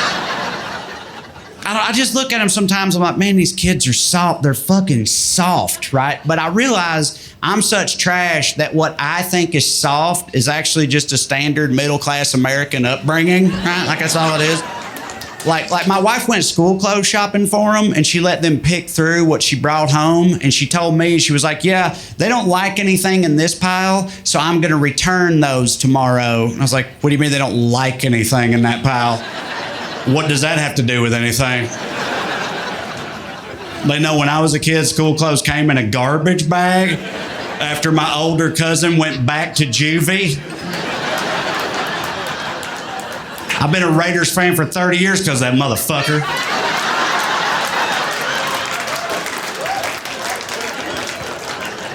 Who gives a shit what they like, right? I'll try to roast them some fresh vegetables. I didn't know you could get vegetables not in a can until I was 28 years old, right? Like, blew my mind. I try to share this wondrous revelation with my children. I'll roast them some fresh broccoli, cauliflower. I'll church it up, put some balsamic drizzle on it, whatever. It don't matter. They're just picky. They just won't eat it. They just don't want it. I'm sitting there like, I ate squirrels, God damn it. Who the fuck do you think you are? The other day, my 11-year-old got cold in the house, so he just went and turned the thermostat up a little bit. Like, didn't ask somebody nothing, didn't say nothing to nobody. Just walked over there and just turned it up. I could feel the souls of my ancestors telling me to slap his ass. But I didn't do it. Trying to be a good trash daddy. I am. I am definitely white trash. I want to tell y'all what I think is the single most white trash thing about me. This is a 100% true story. So my parents got divorced when I was 7, and I know you're like, yeah, we figured. Can't believe they were married at all. But yeah, they were. They got divorced back then, early 90s, rural Tennessee. Parents get divorced. Mama just kind of got custody by default. That's just how it worked, you know. So my mom got custody of us, but my dad was like, okay, but they're going to live with me, though. And the judge was just like, ain't you got a Camaro to work on or something? Fucking just let her have them, bro. Right, but we lived with my dad, and because we lived with my dad, he didn't pay her any child support because in his eyes, that was bullshit. And apparently, that was bullshit is not a formally recognized legal defense for not paying child support, right? You can't just plead that's some bullshit, as it turns out. So my dad accumulated all this debt to the state over the course of his life. When he dies years back, I had to reconcile all that, which I didn't know was a thing, but it is in the right circumstances. For example, if you owe money to the state. It's like everything with money works the same way, really. It's like, you know how like if you got a lot of money in the bank will give you more money for having all that money in the bank. But if you ain't got no money in the bank will charge you money for not having no money in the bank, right? It's like everything works that way with money, including inheritance. It's like if you're rich and your parent dies, you're sad, but you got a new lake house or the throne of England or whatever. Like there's upsides to it. You know, but if you're poor and your parent dies, you're poor plus they're poor. And I'm generationally poor, dude. I come from old no money. Right?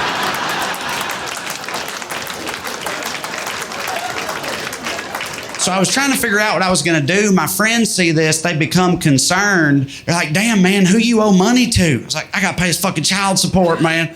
They're like, heard that, but I thought you had both your kids. No, not on them, on me. I'm so white trash, I got to pay my own child support. And the worst part is I can't stand this little motherfucker. Always laying around my house, eating up my food, starting fights with my wife, talking shit about me in my own head. He sucks. So I was trying to figure out what I was going to do, and I finally get a call from the state of Tennessee one day. They're being very helpful. They're like, is there anything we can do to help? Like, are there any assets you can liquidate? And I was like, what? And they're like, is there any shit you could sell? I was like, oh, yeah. I was like, well, there's the house I grew up in where my Meemaw still lives. And they're like, that's perfect. So what you do is you sell that house, use the proceeds to pay us off, do with the rest as you see fit. And it all kind of clicked for me in that moment. And I was like, so you're telling me that I need to sell the house I grew up in where my Meemaw still lives so I can pay y'all my own child support? And she was like, can we call you back? And I got a call a couple hours later from her manager, and he was like, yeah, listen, don't worry about that. We wiped all that out. We took care of it. And that's the first time in my life that I was like, damn, maybe I am white.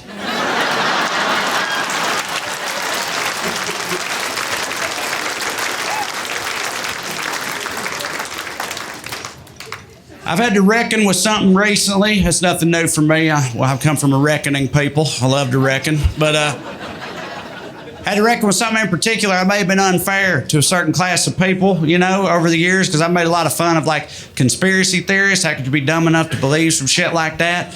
It might have been a little hypocritical of me, because it turns out I'm really, really, really into all this alien shit that's been going on.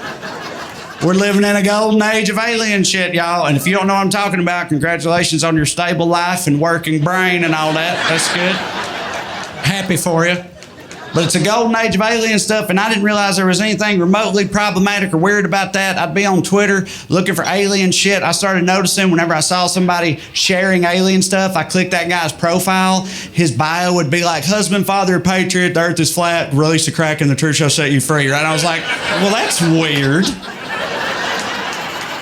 Like, I don't know why it can't be reputable journalistic sources for my alien news. I don't know why it's always some fringe lunatic. That's odd. Right? I didn't put it together for an embarrassingly long time. I remember when it finally clicked for me. I was on Twitter looking for alien stuff. I saw this guy going on a big, long video tirade about alien shit, and I was so into it. He was like, yeah, the government don't want the common man to know the truth about this shit. And I was like, that's right, brother, they don't. Keep going. He was like, just like they don't want you to know the truth about the global cabal of vampiric pedophiles harvesting adrenochrome from the blood of the innocent. And I was like, well... I don't think that's exactly the same thing. Because, see, that is clearly some made-up bullshit that no rational adult would ever believe to be true. And this is, oh, no. I'm a fucking wingnut. Right?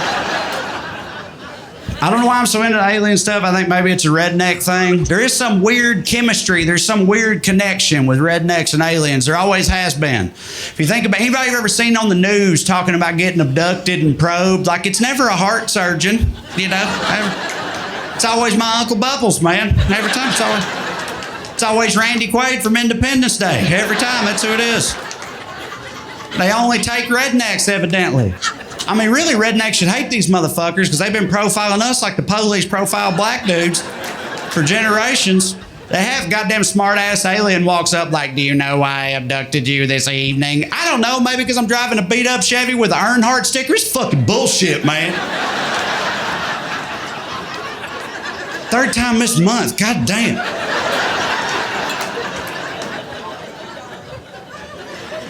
But it's okay. I try to find the silver lining in everything. And I tell you what that says to me. That says to me that rednecks evidently have among the sweetest, most choice anuses you can find.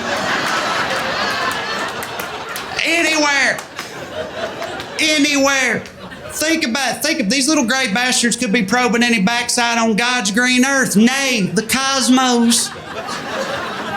But they keep coming back for that hillbilly brown eye. What's that tell you? That's brand loyalty, man. There's got to be a reason for that. I'm just saying. So, yeah, next time somebody's like, oh, black guys, oh, they got big dicks. Yeah, well, rednecks got the juiciest buttholes in the Milky Way. What now?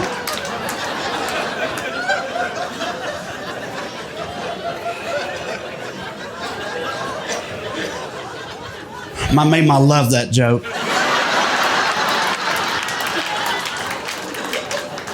That was Meemaw's favorite joke.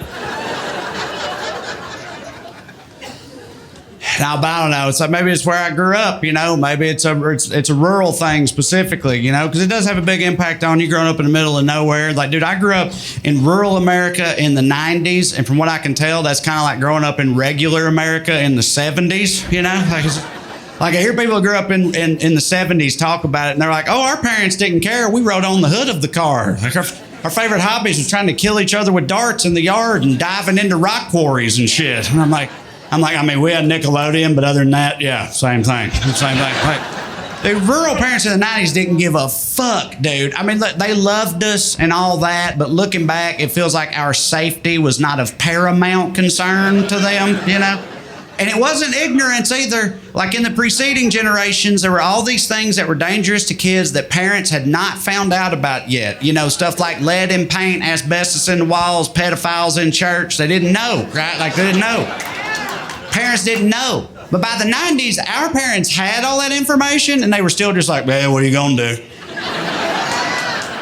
What are you going to do, supervise them all the time? Ain't nobody got time for that. Now get them in the bed of the truck before I'm too drunk to drive them to the fair. They didn't give a fuck, man. I think all the time about me and my little sister. We were in the summertime, we'd stay with our grandma in the projects, and every morning at 9 a.m. we'd leave and just be gone all day. No cell phones, no checking in, just gone till the sun went down, right? And it's like, it's not that she was unaware of any potential dangers to us. I know, because she would follow us onto the porch and yell after me, Trae, you watch out for your little sister. There's a lot of crazy people in this world. Somebody will snatch her ass up. Right. And I'm just yelling back like, I'm 9, but okay. Like, what the fuck was I supposed to do about it? They couldn't snatch me up too? I'm kind of offended in retrospect. Since my grandma was saying, yeah, they don't want your little fat ass, but her, they'll take her. And if they take her, we're all going to be real upset. So you better keep your head on a swivel, right? But we might have been better off, because the other thing about my grandma was, and I love this woman, I worship this woman, but the other thing about her was she lived in an 800 square foot apartment. She smoked 2 packs of Marlboro Reds a day, never opened a door, never cracked a window. It was like, well, hey, you going to pay her light bill? Yeah, that's why. Keep the goddamn door closed, all right?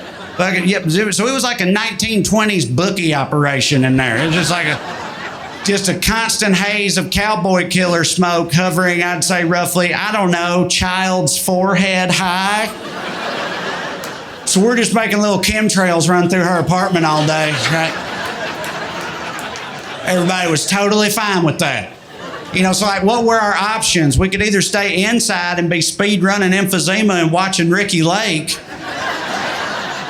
or go outside and end up in a van roulette. You know, you got to pick your poison. And I never thought twice about any of that until I had my own kids. Now I'm mortified thinking about that. Like, dude, if my 11-year-old was headed out the door with his brother, and I was like, hey, where you going, buddy? Oh, we're just going to climb up the old piles of scrap material behind the abandoned factory for a while. We call it King of Tetanus Mountain. Dude, I would call CPS on myself, man. But our parents were just like, that sounds neat. Maybe if you got time, you can shimmy across the catwalk under the bridge like we used to do. Jesus Christ, was the government giving out life insurance policies on trailer babies? Like, what the fuck? What point are you actively trying to get rid of us, man? Rural parents back then didn't give a fuck. If you need any more proof they didn't give a fuck, look no further than the haircuts they sent us to school with every day. That day. Rural parents in the 90s just like, oh shit, I forgot he's got school pictures tomorrow. Sit down there, buddy. Hey, baby, bring me them clippers and that chili bowl. I'll line him up real quick. There we go. There you go. Now, don't forget to wear your Skinner shirt and smile real big. For a huge chunk of my childhood, I had a rat tail. A rat tail. It's right there in the name, man. It's like my mom was taking me to the barbershop / my aunt who dropped out of beauty school's trailer, right? And set me down like, yeah, give him something that sends the message what type of garbage people we are, you know, like something that makes other children inherently mistrust and fear him upon a glance.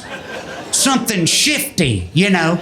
Yes, truly, I could think of no better animal after which to fashion the appearance of my firstborn than the ass end of a rat, specifically. That's what my baby needs. It's ridiculous, man. All right, listen, y'all having fun so far?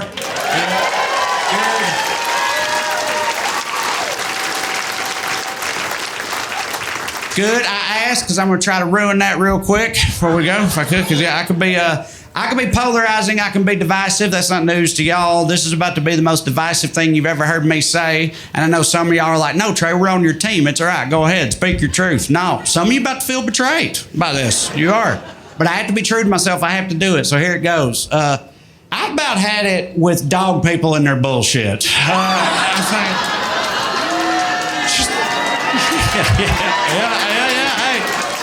Hey. You hear that? You hear that response? Dude, I've had people get up and walk out right now.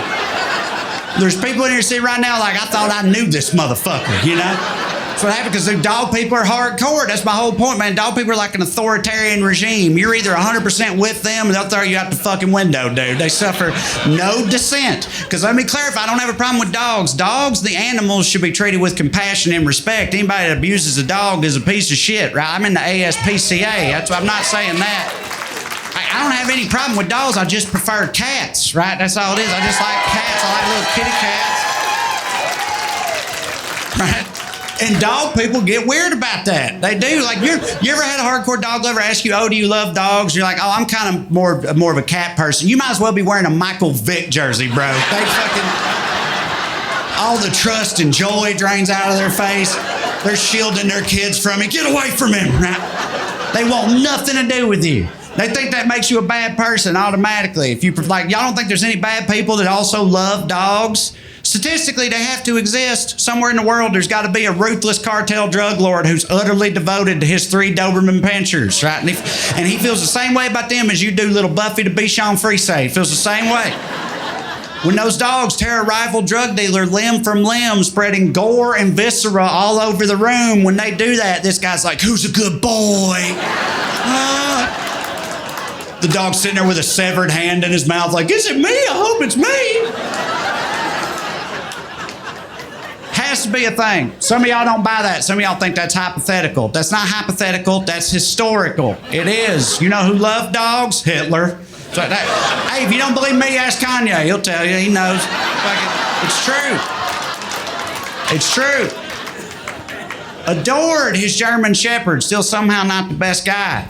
I'm just saying, don't get me wrong, you should love your dog. Of course you should. I just feel like some dog people, they put dogs above anything and anybody else, including other people. It gets extreme sometimes. Like the other night, I was taking my trash out at my house. I'm walking down the driveway with my trash bins, and my Jeep is blocking the other end of the sidewalk. I get to the end of it. I almost bump into my neighbor who's walking his Great Dane. We didn't know each other were there. When this happens, the dog loses its shit like, and he's like struggling to hold it back. He's like, whoa, you startled him. I was like, oh, did I?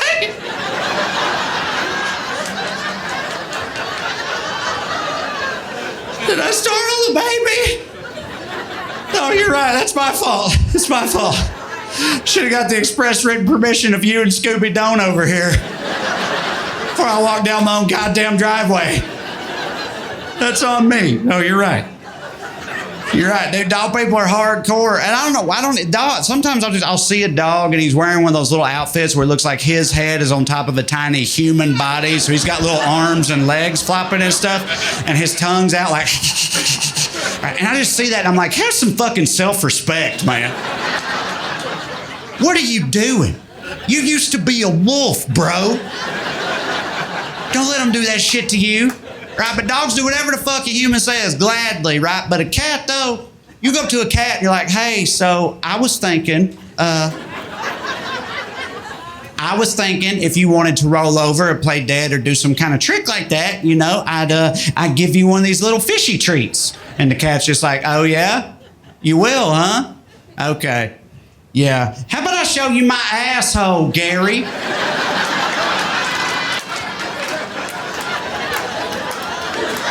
How's that for a trick?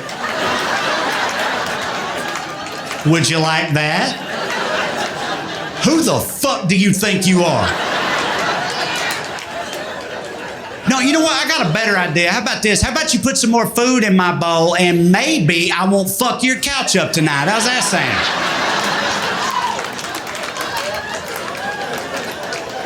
sound? Telling me to roll over this motherfucker.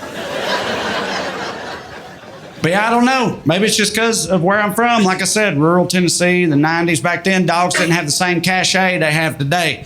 And then I had dogs growing up. I had a bunch of dogs. Where that used to work was you'd have a dog, something horrific would befall that dog. Now it's time to get a new dog, which back then getting a new dog consisted of getting in the truck and riding around until you saw a box of dogs in a dollar store parking lot or something. Now you got a new dog. It was a different world. It was a very different world. That sounds like a very dumb world, but sometimes I think that our current world today might be even dumber, you know, because we're living in a very dumb time and place. This country comes out with new dumb shit every other day. You can't even keep up with it all, right? Some people think that means we're getting dumber as a species, like we're devolving. And I don't know if I believe that, not because I think we're smart today. I just don't know if I think we're dumber than people used to be. Because do y'all know how dumb people used to be? A lot. They were a whole lot dumb, y'all. They were like, I know we had plenty of dumb shit when COVID came out. I know we did. But dude, if COVID had come out 250 years ago, people would have been running around like, he's got witches in his lungs. Quick, cast some ashes onto the nearest flame so that the evil spirits might not gain purchase. I don't think we're dumber than them. Which means we're not getting dumber overall, dude. Don't get me wrong. Sometimes I wish we were. Sometimes I think it'd be great to be dumb. I do. You know why? Because dumb people are confident, man. They are. They are. Dumb people got it all figured out. And you're like, what do dumb people have figured out? Everything. Everything. You don't believe me? Ask the dumbest motherfucker you know. All right? Picture him in your head right now, the dumbest motherfucker you know. I guarantee you that some bitch got it all figured out, dude. They all do. All of them. They don't have existential crises. They don't lie awake at night staring at the ceiling like, am I blaming the Jews enough? You know, like they don't do that. No doubt about it. They don't have doubt. Dumb people don't have doubt. Smart people are racked with doubt every day. Smart people are like, I think I'm going about this the right way, but what if I'm wrong though? What if there's information I don't yet have? What if there's factors I've not yet considered? What if I'm wrong about this? Dumb people are just like, life's a butthole, baby. Fuck it.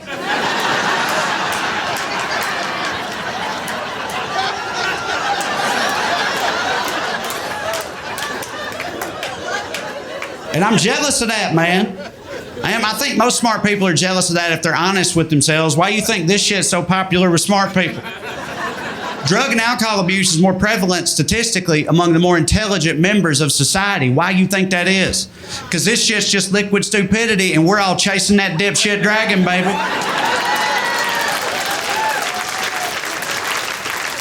It's true. It's true. People call alcohol liquid courage. They try to act like it temporarily makes you confident. No, it temporarily makes you dumb, and confident is a side effect of dumb. That's how it works. And we all know, we've all experienced it. You go out one night, you're drinking, you're lighting the room up, you're the life of the party, you're killing it in your head. You go home, you wake up the next morning like, God, I'm such a fucking idiot. Why did I say all that dumb shit last night? What is wrong with me? Right, well, imagine you never had to wake up that way. You never had to feel that shame. That's what being dumb is, man.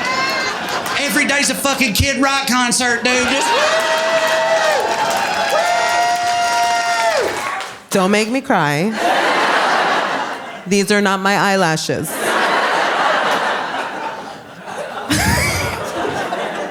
That was incredible. Thank you so much for coming out.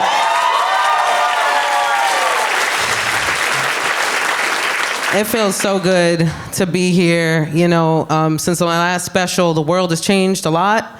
People have changed. We now have so many varying sensitivities in the world. You're like, she's already starting. She's already...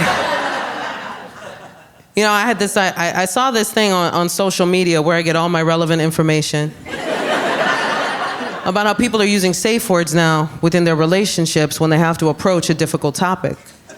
And I thought, what a great thing for a performer to also use.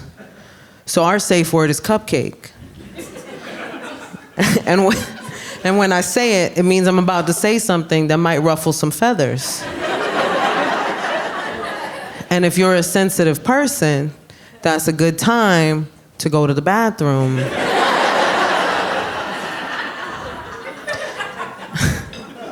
And I don't even mean sensitive in a PC culture type way, because there's part of it that I love playing with when it comes to PC culture. But like, I mean sensitive in more of a way of, I don't know what I could say that could hurt your feelings.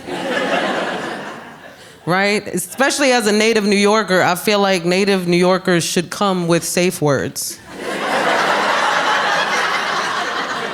Because I don't think we realize when we're New Yorking in a place that's not New York. You know what I'm saying? Like, as a New Yorker, like, I've traveled to places. You ever travel to some place and everything closes at 9 o'clock? I was at a hotel and I got there at like 11 o'clock at night and I said, hey, what's open to eat? And they were like,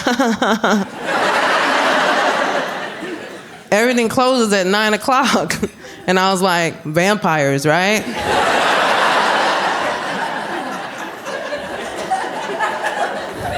That could be the only logical explanation as to why there is not one pizza joint that is open right now. And here's the thing, as a New Yorker, I travel a lot more now, and like, the more I travel, the more I'm starting to see New York a little differently, and I don't like it. You know what I mean? Like, you travel outside of New York, you start to pick up on things. Like, that first day back is rough. I get back, I get off my flight, I look around, I'm like,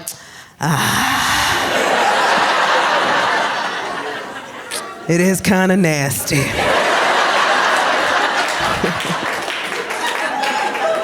I don't want to feel that way about my city, man.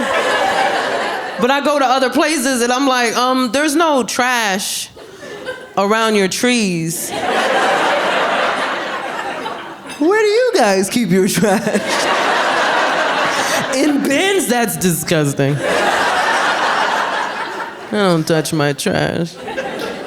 And it's happening more often now because I'm traveling more, and which is so expensive, by the way. Like, if you're buying flights, it's ridiculous. I'm going to Wisconsin, $700. That's what I said, $50 at the most. You know what I'm saying? Like, you should pay me to get on that flight. Like, why? What cheese enthusiast is ruining this for the rest of us? I thought it was ridiculous. I checked every airline, because that's what you do, right? I was like, I must be hallucinating. This can't, even Spirit, I ain't got no shame. Like, all of them. If you look at Spirit Airlines, you are in a financial situation, right? That I feel like anybody can relate to, you know what I mean? Like, it's not just an airline, it defines an economic era of our lives and should be respected as such. And it's always a bad choice. Look, Spirit is always a bad, I'll hit you with the double negative. It's never not a bad choice. You know it is. You know it's a bad choice, because you see the price right there, and you still gotta talk yourself into that flight. Because I saw the price, I was like, woo! $27, that's less than I thought. I started giving myself reasons. I was like, come on now, nobody's hijacking a Spirit plane. Like, you're safe. Even if someone did, every passenger on that flight would be like, you thought you was the only one that bought a gun? Like, you really thought? It's a Spirit Airlines, sir. Nuck if you buck, Hans Gruber.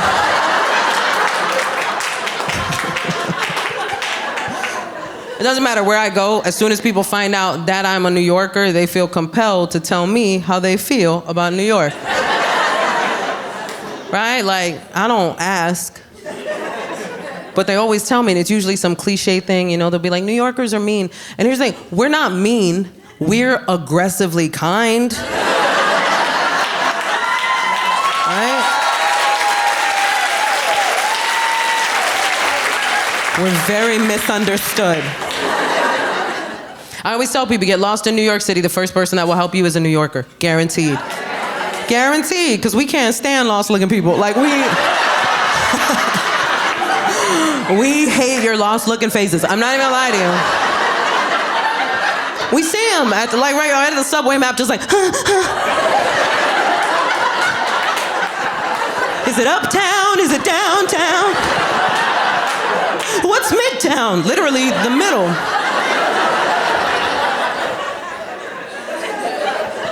I just picture them like panicked at the map, and then like out of the darkness, they hear a voice. Where you trying to go?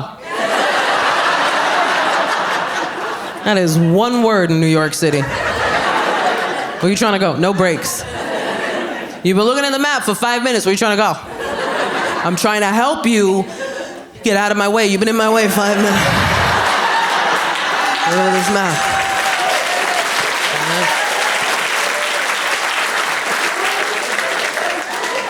Such a wild thing, man. And people in New York, like, here's the thing about New York City. Like, if you have a bad time in New York City, I feel like that's because you didn't know the rules before you got here. You gotta know the rules before you get here, man. Every city has rules, right? And one of the cardinal rules of New York City, mind your business. It should say that when you land in New York. Welcome to New York, mind your business. Right? That's what forget about it means. It means forget what you just saw. Because what happens in Vegas stays in Vegas, but what happens in New York never happened. Why you snitching? Like, why would you say anything? I had to teach my husband this lesson. My husband is a white boy from the Midwest. Thank you so much. I'm a Puerto Rican girl from the South Bronx, man. Like, hey. I know we got Puerto Ricans here. Hey. Yeah. What up, probably my cousins? I'm just saying, let's do a 23andMe later and get weird. That's the thing, I'm not gonna lie to you. As a Puerto Rican girl from the South Bronx, I didn't think I could bag a white boy from the Midwest. I thought I was too aggressive. Because I don't know how to soft flirt. You know what I mean? Like, you know how some girls can like really cute flirt? Not me. I'm New York aggressive with it. I'd be like, yo, I like you, son.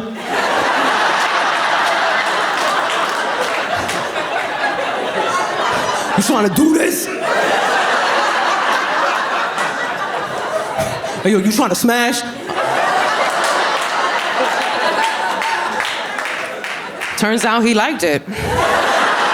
He was like, I'm scared, I'm gonna follow her. But I'm not gonna lie to you, man, moving from the Midwest to New York, what a culture shock. I couldn't start him in the South Bronx, you know what I mean? Like, I couldn't. That's not a starter borough, you know what I'm saying? Like, that's...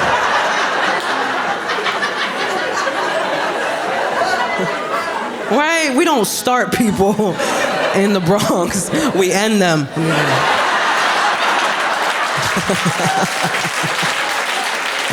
Don't shoot the messenger. Although we do. We shoot the messenger.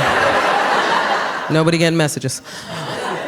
But we found a nice starter borough. Astoria, Queens. Great starter borough, right? We moved there, man. I showed him all the artisan coffee shops. I was like, look, your people did that.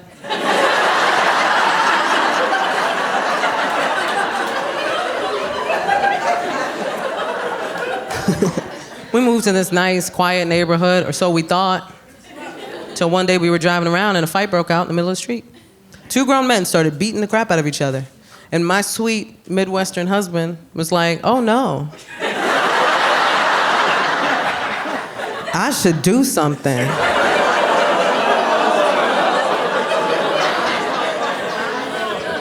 I was like, if you don't roll up your window right now, I'll fist fight you myself.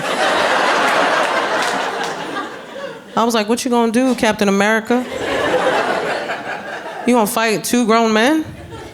You have psoriatic arthritis, take a seat. I'll tell you what's about to happen. I'm about to watch you get jumped. That's what's about to happen. And I'm gonna watch, because I know how to mind my business. I already learned This is your lesson, baby, not mine. It wasn't like that when we first got to the neighborhood. When we first got to the neighborhood, the hottest beef on the block were two businesses that were at war with each other. It was a health food store and a bagel shop. And the health food store started selling bagels. That's what I said. Here's the thing, they could have sold their bagels in secret. That would have been the respectable thing to do. But they put out a sign. Right, and the sign said, "We sell organic bagels." So the bagel shop put out a sign. And their sign said, "There's no such thing as organic bagels."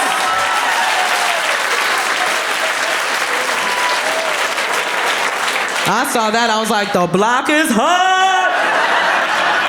It's hot in these streets. My favorite thing is like, people still, no matter how crazy it is in New York, people still want to come to New York. They still want to come. People dream of coming to New York. They always tell me it's my dream of going to New York City. And we know why. New Yorkers, we know why. You want something crazy to happen. You want to see something wild. You want your weird New York story.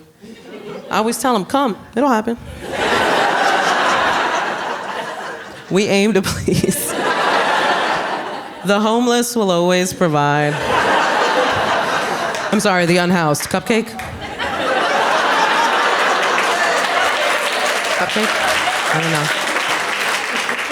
I realized that that's our PC term now, is unhoused. And look, I was an English major in college. I'm down to play with language. Let's do this. But we can talk about unhoused, can't we? It's goofy. I'll tell you why. Number one, that's the same word. You can't convince me otherwise. I have a thesaurus. You ain't gonna lie to me. And two, it sounds worse. Right? Homelessness sounds like a situation that could not have been prevented. Unhoused sounds like somebody just rolled up on them and was like, "I'll be taking this.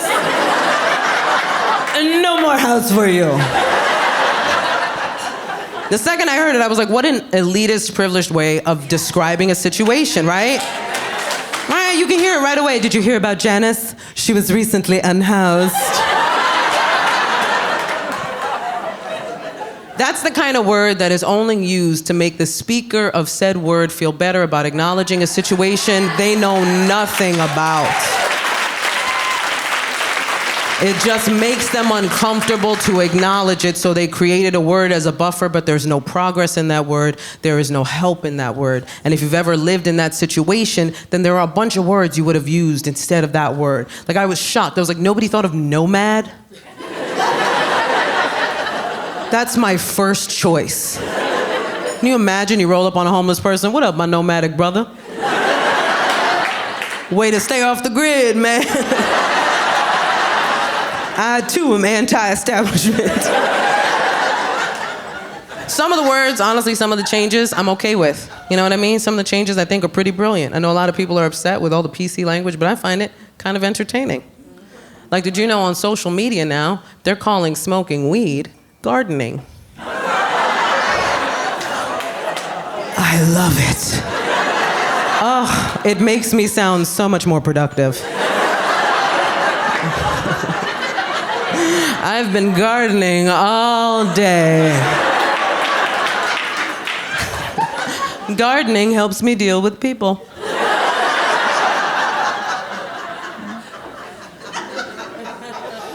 You know, it doesn't matter how crazy New York gets, it's still a vibe. It's still a city that has its energy. Man, when you think about it, even when COVID hit, we were the epicenter. Even COVID came through like, "Look, New York is lit." COVID was like, if I can make it here, I can make it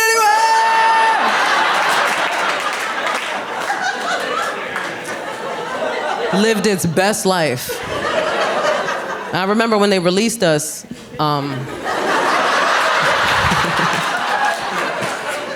from COVID captivity. We got rid of that 6 feet of personal space day one. Day one, it was gone, man. We couldn't wait. I know, because I got on the subway, and within 2 seconds, I had a guy this close.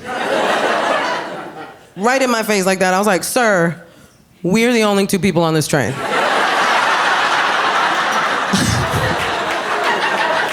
I feel like there's a lot of options you're not taking. But where you trying to go? I thought he was lost for like a second. Maybe he thought I was the map. COVID was like a universal trauma that we all shared. What a crazy time. Everybody's life changed. Things changed for people. I became a mom during the pandemic. I had a baby, which is wild. Thank you, most of you. You know what? I realize I get a different response depending on like lifestyle-wise and generationally, like who's in the crowd. Like if it's older people or people with kids, they'll be like, woohoo, you made a person. But like young single people, y'all be like,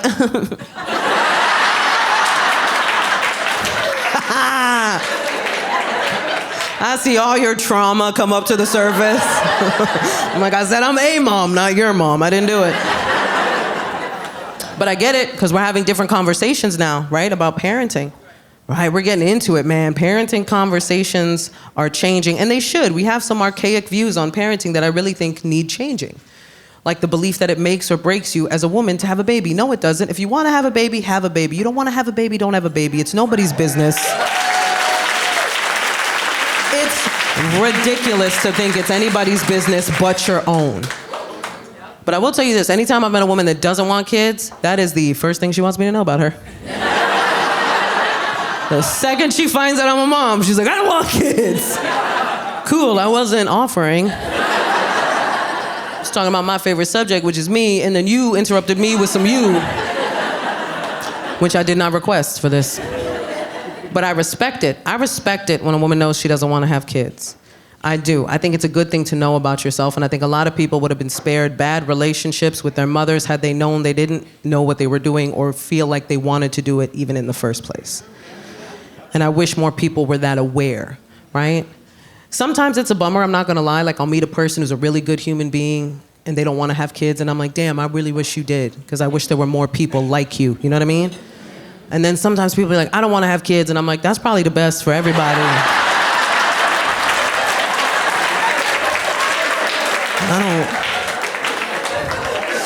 I don't think you should have houseplants. Like, I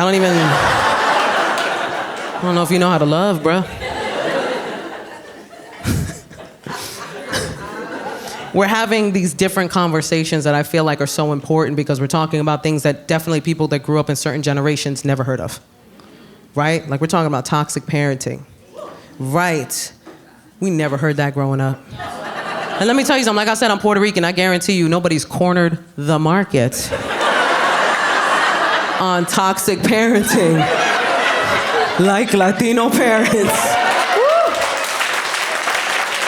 Man, oh, look at us trauma bonding. It hurts so bueno, doesn't it? I'm telling you, man, we put the tra in trauma. That was us. That was all us. It was just Alma, we spiced it up. That's why we have to talk about stuff like toxic parenting, because a lot of us didn't even realize we had toxic parents until we looked over our childhoods with today's guidelines.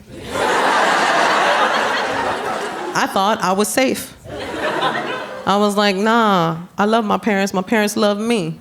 What's that? Yeah, they hit me. Every day. But only when I was doing kid stuff. Let me see that list real quick. Let me look real quick.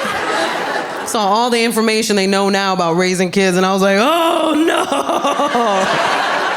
I need so much therapy. Like, that's wild. I hope there's a punch card. Trying to explain therapy to Latino parents. Look at that, look at that. Look at that. That hit you right in the trauma, right there. Like, whoop. Man, I was like, I cannot sana away depression. It's not how that works. If you don't know what sana is, allow me to explain. For those that don't know, Latinos have this thing that we say when like little kids get hurt. It's a little rhyme, make them feel better, you know what I mean? Sana, sana, colita de rana, si no sanas hoy, sanarás mañana. You're all healed.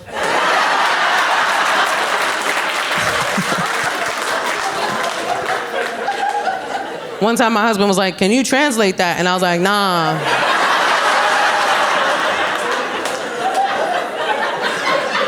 Nah, man. Anything you translate from another language into English always loses something. Because the other languages are often so poetic, especially Spanish, such a poetic language.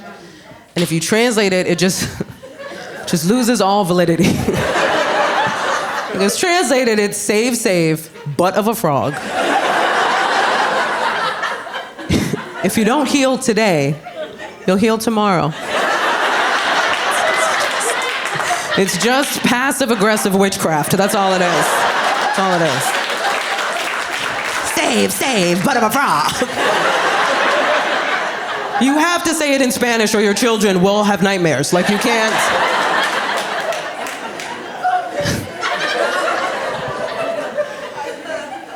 It's such a crazy time to like be a parent because we're doing things so different, right? Like now you can choose your parenting style like you used to choose a Mortal Kombat fighter. Our parents only had one style. It was survival. That was it. They just had to make it through. But we chose conscious parenting, me and my husband, conscious parenting, which is annoying. I'm not gonna lie to you, it's annoying because it's not permissive.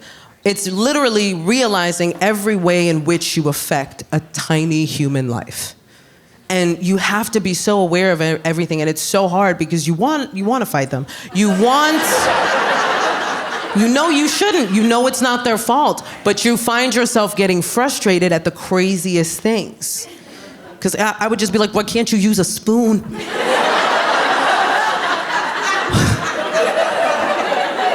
Give my son a spoon, he's like, no, you crackhead.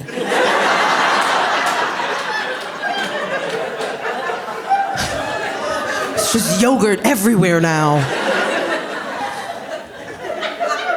And the stakes just get higher and higher as you go along, what you have to teach them, what you have to be patient with, because now we're at potty training.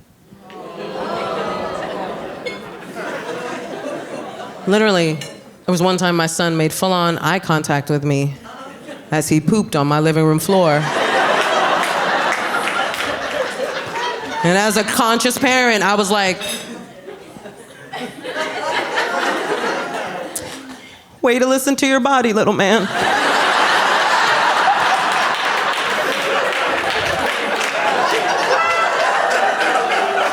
What am I gonna do?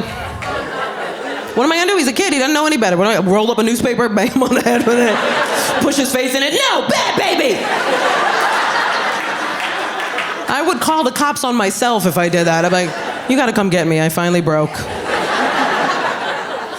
But here's the amazing thing about conscious parenting that they don't tell you. You learn as you do it. The more you consciously parent your kid, the more it heals all of your crap. Yeah, it really does. Because you end up parenting the way you wish you had been parented.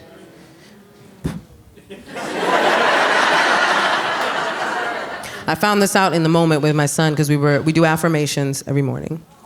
I know, it's adorable. Don't get it twisted, it's Snoop Dogg affirmations. I want to thank me. No, it's a great affirmation. No, Snoop Dogg has a kid show. If you don't know, it's amazing. Yeah, right? Doggyland. If you don't know about it, watch it. He plays a character named Bow Wizzle. You're welcome. The songs all slap. You're welcome. So we were doing our Snoop Dogg affirmations, and my son has that cute little toddler voice, you know what I mean? Like that, like I was like, say, I am strong. And he's like, I am strong. Like, say, I am brave. He's like, I am brave. And then I felt it, like all the stuff I didn't get. You know what I mean? In that moment, I felt that. And like, before I knew it, I was like, say, I am loved.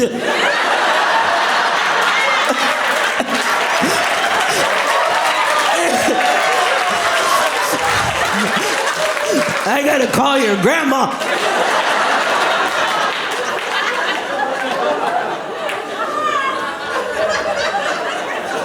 I didn't even see that coming, man. And it's so crazy now being a boy mom because the microscope is on us, man. We are underneath such a microscope, everything we do. And I'm fine with it because I think if we change the game, we could really change how things work out in the world.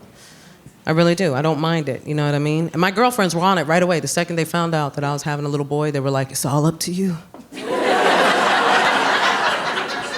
You gotta fight the patriarchy. And I was like, can I teach him the alphabet first? I can, I just gotta be real intentional with it, you know what I mean? Like A is for accountability, B is for bodily autonomy, and C is for consent. Repeat it to mommy.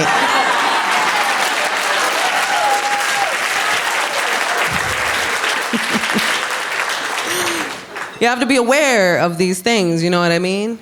And I think the thing that's hard now is that there's so many opinions on parenting now, and you don't know where to go, you know what I mean? And as a parent, it can be hard to take the opinion of somebody who doesn't have kids, for instance. I found myself getting frustrated at people that would give parenting advice that don't have kids. And I felt the way that a lot of parents do. Like, if you're not living this life, how do you know what to tell me to do? Until I realized the reason why I should listen to these people is that they may not have kids, but they are coming from a perspective of a person who experienced a certain type of parenting. And I really had to think, what would my son say about my parenting? And what would I want him to say about my parenting? Not all of it. Some people are dumb. Don't listen to everyone. Because I did have a girlfriend that was like, you better raise him right. And I'm like, what did you think the plan was? What did you think? I think I got pregnant and I was like, I will raise him evil. Go forth and destroy my child. Of course I want to raise a good human being, but I also don't like being told what to do. So the second she said that, there was a part of me that wanted to be like, nope. I was gonna, but then you had said what you said. Now I gotta make sure he has a misogynistic podcast by the age of 7. Just sitting there with some big old headphones like, as a alpha male. And I'm behind him with my problematic boy mom self like, that's right, baby, these hoes ain't loyal.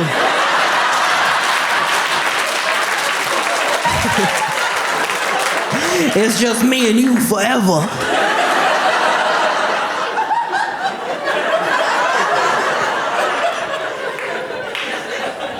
I could never be that mom. Could never be that mom. There was a lot of things that I saw people doing that I knew I wasn't gonna do as a mom. Like the one thing I don't do is boys will be boys. I don't do that with my son. It's too permissive. There's no equivalent for little girls. So I don't allow it. And you know, the parents that I've seen do it, it gets out of hand real quick. You just know it's gonna snowball to bigger things, like boys will be boys. He stabbed the babysitter. He's a boy. He's learning to express himself. And I know you're not supposed to judge other parents, but I do. I do. Only when I see them doing things that are detrimental to their children or to parenting in general. I can't help but pick up on that now. Like there was a woman who put out a video and it went viral. And this was the whole video. She goes, I'm gonna teach my son how to cook so your daughter can't trick him into a relationship with her cooking. First of all, don't nobody want your dusty son. First of all, don't act like a basic skill is something to brag about. And second, how long you been out the dating pool, ma'am? What do you think is gonna happen? Do you think I'm just gonna leave a trail of empanadas that lead to an altar? You're gonna be like, oh no, I'm married. What kind of idiot did you raise? There were so many things, and when, me and my husband, when we talked about how we were gonna do this, that we decided we were just not gonna do, right? And there were certain things we promised ourselves that we would do. Because there was a lot to consider. Not only do we wanna raise a good human being, but also, my son is multicultural. Like I said, he's mixed. He's half Puerto Rican, half white, hard tea. That Midwest white hits different, you know what I'm saying? Like that's... I know there's white people here, but if my husband walked in, even y'all would be like, that's a white guy. Like you'd be like, I'm white, but that's unseasoned chicken that just walked through the front door. That is level 10 white. Don't y'all come for my porcelain king. There's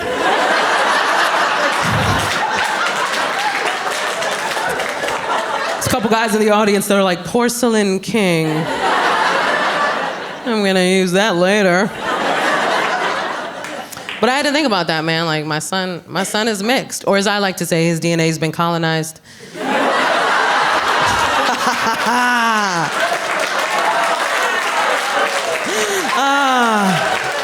That is my favorite way of saying it. Because people are always like, wait a minute. She snuck in history. I have to think about that though. Honestly, as the mother of a mixed child, I have to think about the fact that a lot of his childhood is going to be me explaining my half of his makeup and the history of those people. And I know he's gonna have questions, because all kids have questions, and I'm petrified. Because I don't know if you've heard the level of questions these children are asking, but these are Jeopardy level questions. And I am quite honestly not prepared. I'm just waiting for the day where he's like, what happened to the indigenous people of the Caribbean, mommy?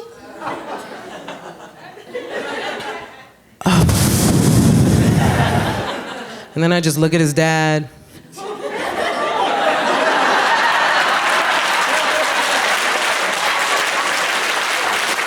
This is your time to shine, sir!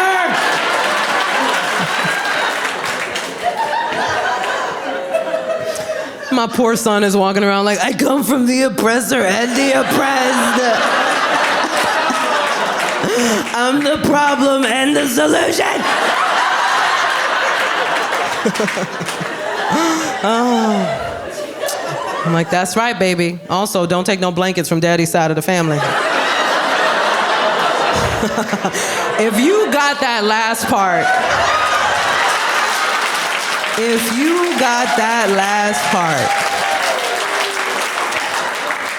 I love you from the bottom of my heart. Because the amount of times I'd looked out at an audience of people that's like, what's wrong with their blankets? What's wrong? What's the thread count on the blankets?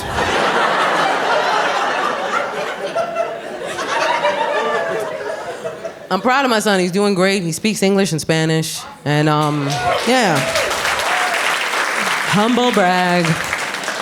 And really, look, if you're in the audience and you're Latino, Latina, Latine, Latinx, any of them, and you don't speak Spanish, that is okay. It doesn't make you lesser. It doesn't mean that people should make you feel lesser. I spent a lot of my younger years so judged because I didn't speak Spanish well enough for the people around me that I just stopped altogether and didn't learn till I was older. And here's the thing, I'm also third generation. And if you're third generation, then you know what I'm talking about. By the time I came around, everybody had assimilated already. So English was the norm in our household. When my parents were growing up, it was different. They spoke Spanish only inside the house. But that's because at that time, there was something called a gag law, where Puerto Ricans could not display a Puerto Rican flag or speak or sing any patriotic songs. So it was dangerous to speak Spanish outside of the house. So for me, I didn't speak it in the house, only spoke English. So I learned it from all of my coworkers when I started working. And all of my coworkers were Mexican.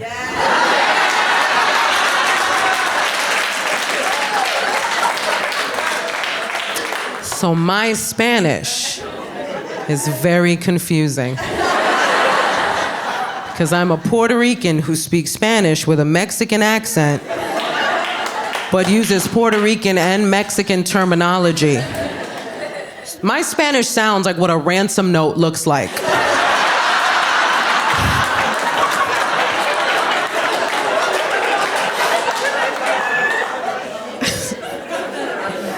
Like, people who are fluent in Spanish hear me speak Spanish and they're like, where are you from? I don't know, man, I'm trying to figure it out. My son does, he speaks Spanish, but he's nervous in Spanish, so he like whispers in Spanish. I know, it's adorable. And creepy, huh? Kids do not know the rules of whispering. So they just like do it whenever. I'll be like washing the dishes and behind me I hear, siete.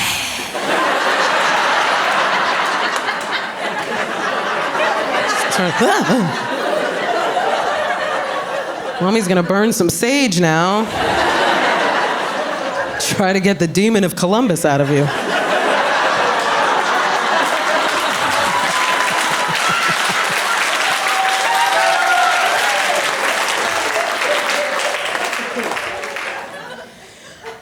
I'll tell you what. First of all, we should start with this. I should have started here. I didn't even know I was pregnant. We should have probably started there. I mean, I knew before the delivery date. I didn't show up at the hospital like, my tummy hurts.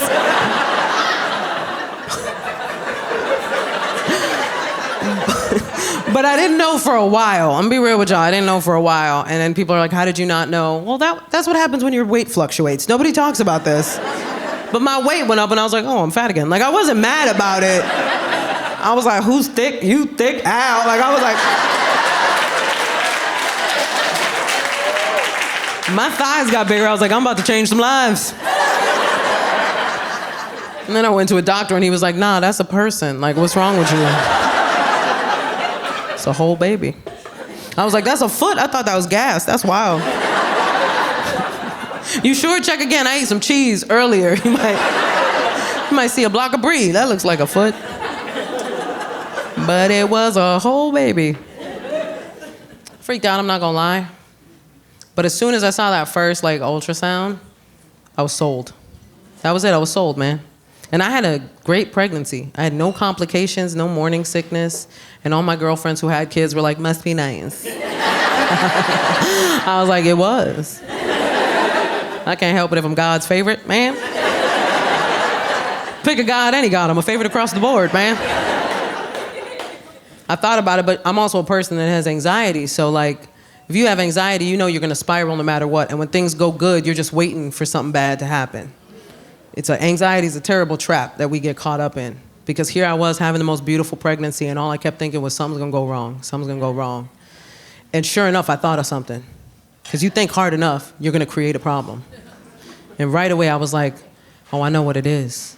I didn't know I was pregnant for a while, and I'm a weed smoker. And I was like, maybe my baby's a little too relaxed.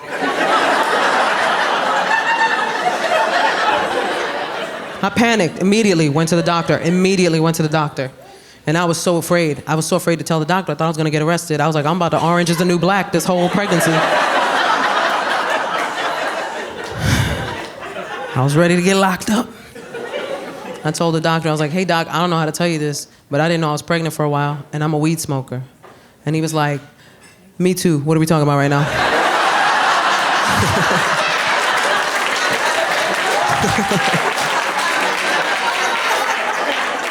He's like, you got a plug? Sir. We ran a bunch of tests. Everything was fine. Thankfully, everything was fine. Yeah, everything was fine. But that never stops the spiral. The spiral was going to happen whether or not everything was fine. Because I was spiraling. And when you spiral, there is no rationale in it. You know, you have no ability to stop yourself from going to the craziest lengths when you spiral. And I was like, oh my God, I was going crazy. I was like, I'm going to go to push, and the room's going to fill with smoke.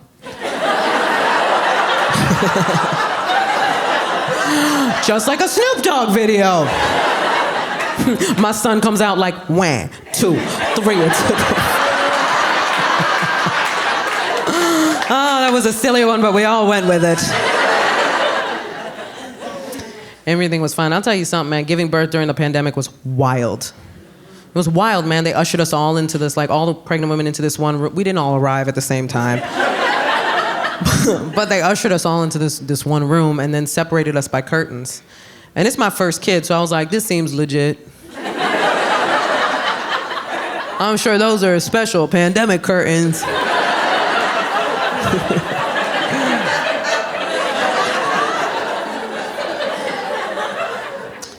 The first minutes of motherhood are chaos. Chaos, absolute chaos. And everybody has a different emotional reaction. Everybody has a different feeling. Immediately, I went protective. Immediately, I was looking at my son and I understood why parents would go to prison for their kids. I used to think that was crazy. I used to think that was extreme. And then looking at my son, I was like, nope.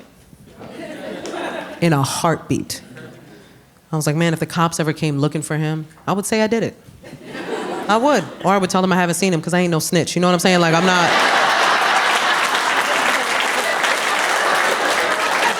not gonna do my baby like that. Just open the door and be like, I haven't seen him in like 6 I need the accent to sound innocent, you know what I'm saying? Because like, I'm Puerto Rican, but from the Bronx, so I can't just like open the door and be like, nah, son, I ain't seen him in a hot minute. I told him it's on sight when I see him though, dead ass, bro. The cops would be like, we're gonna arrest you anyway. She talks like a rapper. I was looking at him, man. I was holding him in my arms, and I remember thinking this baby could do no wrong, man. He could grow up, move away, forget about me, move back home, stab me. I don't care. I would be like, wipe your fingerprints off the knife. Tell them I did it to myself. Boys will be boys.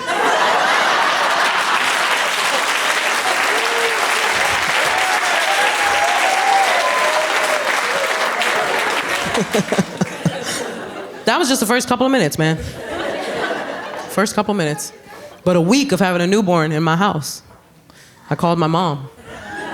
And I was like, I'm sorry for everything I ever did. I was on the phone with her like, this baby's a douchebag. He bit my boob the other day. No, he made eye contact. He did it on purpose. I hate it here. I want to go home.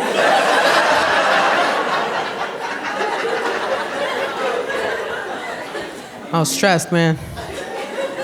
Because they don't really tell you. There's no way to really prepare for what it's going to be like. And what a unique situation to have to prepare for. Like just having a newborn during the pandemic. There was no outlet. And there was no advice they give you at the hospital. This is what they told me at the hospital. Before I left the hospital, this is what they said. This is all they said. You're going to want to rest. That's all they say. You're going to want to rest. They forgot to add, but you'll never get the chance again. Welcome to a lifetime of anxiety. Joke's on you, I already have it.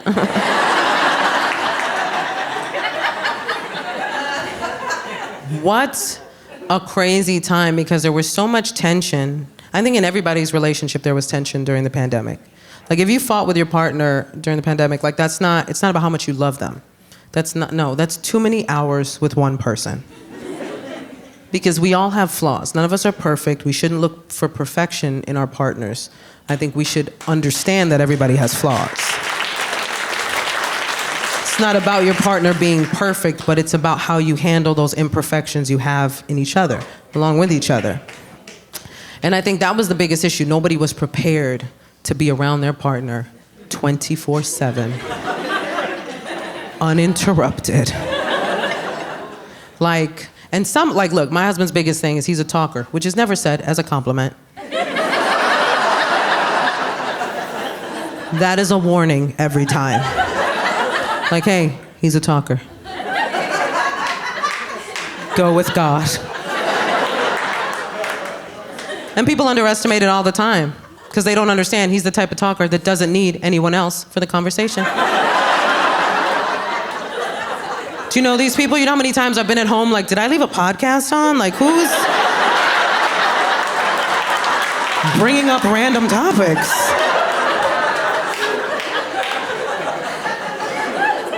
And then during the pandemic, he started doing this new thing that he'd never done before, where he just announced things he was doing around the house. I'd be in the living room and I'd hear, babe, I made space for the ketchup in the refrigerator.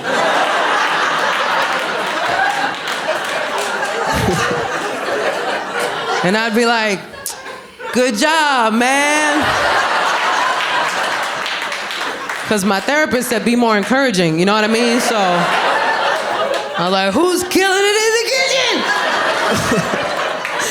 I didn't grow up with positive reinforcement, so I don't know how to be encouraging without sounding like I'm talking to a pet, like, who's a good husband? Who's a good husband? Off the couch, who's a good husband?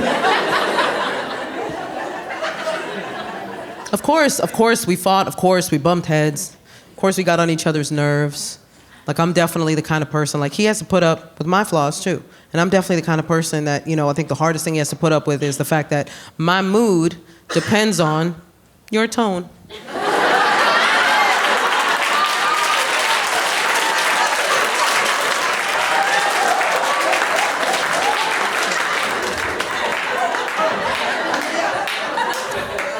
You don't have to tell me. I know it's toxic. I'm aware. I'm working on it. It's not fun, you know what I mean? To be the kind of person that's always like, what'd you say? And at this point, we've established that when a woman says, what'd you say? She's not asking you to repeat what you said.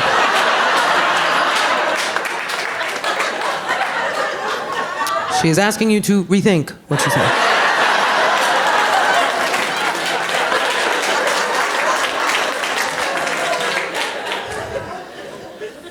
It's not fun to have somebody walking on eggshells like that, you know what I mean? Like, what'd you say? Good morning? Please say I did it right. We were bound to bump heads, man, but we're also both in therapy. And I don't know if you've ever fought with a healthy person. But it's annoying. Because we'd get into these big blow-up fights, right? Where we would just yell at each other, and then I'd storm out, right? And I'd have time to process. And I'd come back in and I'd be like, ugh. I realize my reaction to the previous situation is based on trauma from a former relationship that I shouldn't bring into this current space. Don't get too excited, baby girl. And then my husband would come in and he'd be like, ugh. I want you to know that I hear you and I see you. I was like, I hate us. I don't want to be us, I want to jump us. I don't like us. I come from a family where you flip a table to make a point, you know what I'm saying? Like, this feels too healthy, you know what I'm saying? And I got a temper on me. I'm not proud of it, but it's something I know about myself. Right? Like, I got one of those tempers where I'll get real mad, real bad, real fast. Yeah. And then 5 seconds later, I'm like, we're cool. They'll be like, Gina, you burned down the house. Okay, but I'm a new woman now. Yes, I burned down the house, but I also called the fire department. And in therapy, they call that growth. So, how about you respect my journey?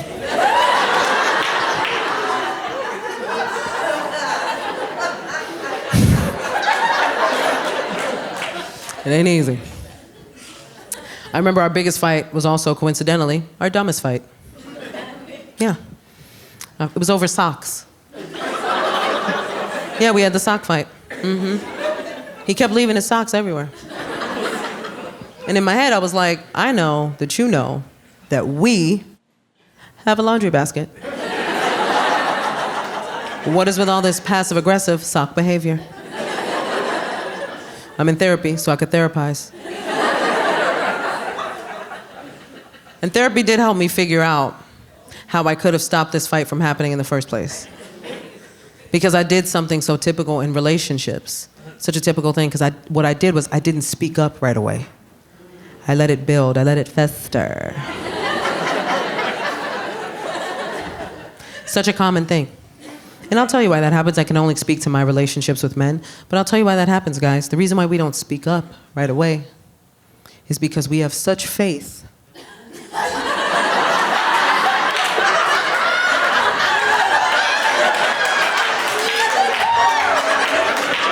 You already know. We have such faith in your ability to tell when we are upset. We truly believe you're gonna get all of our little subtle hints. Because that's what we do. That's what we do. Every woman in here can tell you when her partner is upset. Every woman in here. We always know. We always know, man. I know. I can tell by the way he breathes. So we always think he's gonna know. He's gonna know. Nope. Nope. And here's the thing. There's a reason why this happens. There's a reason why this happens, and it's not based on intelligence. It's about how we think and navigate through the world. The fact is, as a woman, I have to think 10 steps ahead for my own safety. I can't just walk out the door. I have to figure out where am I going, what time is it, how am I getting back, who am I going with, is it even safe for me to go there in the first place? These are the things we have to think about when we're navigating the world. Men don't have to think that far ahead. You don't have to think in the future. You can think in the now, what's happening now, what's in front of me now. If at any point I'm mad at my husband, yeah. If at any point I am angry at my husband and I were to go into his brain, I feel like it would just be like, this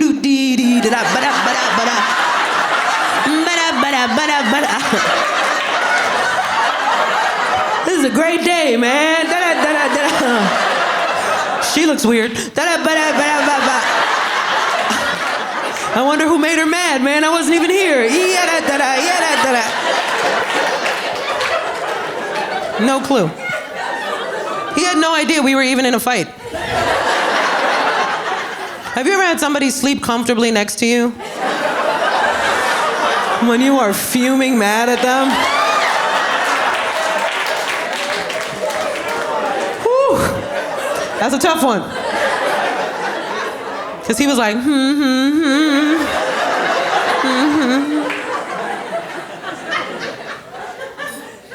And I was just up like, I've made you too comfortable. I let it fester, I let it build, and then one day I woke up and I was like, today's the day. You know when you feel the rage rising in your body before your feet touch the floor? I was like, somebody gonna get this rage. And I remember, I woke up, I was putting my son in his playpen. It was like 6 a.m. And I saw the Nike check from the corner of my eye. And if you've ever dealt with any kind of anger issues, then you know that at this point, I had to give myself a little pep talk. I was like, don't do nothing crazy. Don't do nothing crazy. I had to become my own therapist, man. I was like, come on, you're journaling.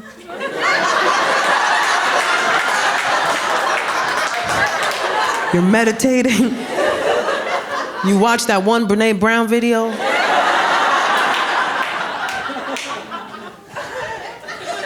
You can do this. And I was like, you know what? I'm not gonna say nothing. I'm not gonna say nothing. I'm just gonna take that sock and I'm gonna cut it up into tiny little pieces. And I'm gonna do that for every sock I find until he has no socks. And then one day he will wake up and he will go, where are my socks?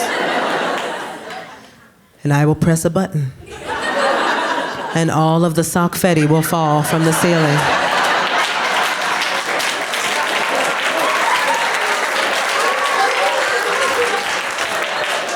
And I will go, ta-da! And then I will stab him because I will have snapped.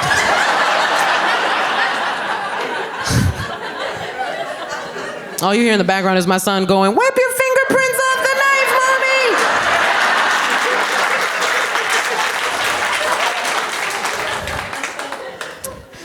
I joke around about my husband, but I love that man. I love being married. I do. I love that man. That's my homie. I ain't gonna lie to you. That's my homie. I love him. We make 6 years this year, coming up this September. He's a good dude, man. He cute too. Ow. I ain't gonna lie to you, man. He's got that beard. He looks all lumber sexual. Man. You know what I'm talking about? Like, he looks like the type of dude that would like kick down your door and go chop down a tree. You know what I'm saying? But in reality, he'd kick down your door and then sit and talk to you for 6 hours about trees. He'd be like, this fantasy took a weird turn. But I'm still gonna do it, you know what I'm saying? Like, I'm down for the cause. I learned a lot through our relationship. Sometimes I think back to when I first met him, and like, I grew up, I don't know if this is the cupcake. I don't know if this is the proper...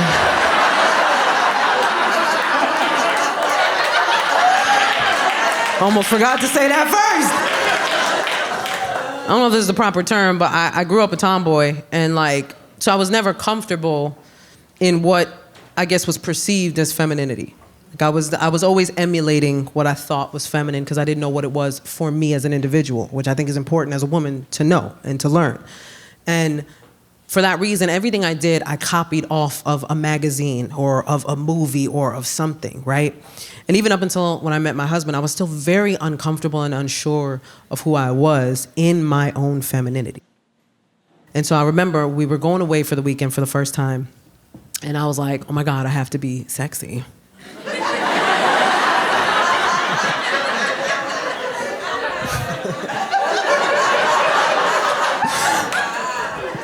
And I was plotting. I was like, what am I gonna do to be sexy? And I had seen this movie where this woman crawled across a bed.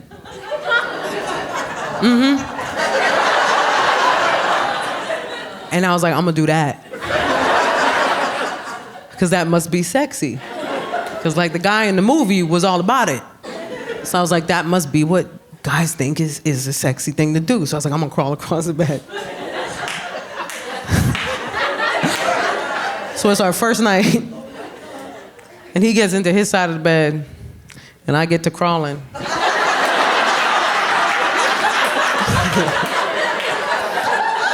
It was a king-size bed. There was room for a show, you know what I'm saying? Like, I put my all into that crawl. I was like...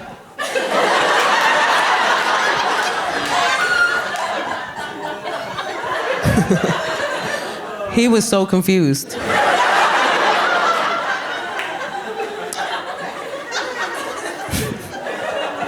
He was like, does your back hurt? Why are you crawling? What's going on with you? You need me to call somebody? I was mortified. I'm like, I'm never doing this again. And now I can't because we have a memory foam mattress. You know what I'm saying? Like, we can't. You ever try to get sexy on one of those, man? I tried. My knee almost went all the way through. I was like, ah! The bed has me now. Avenge me.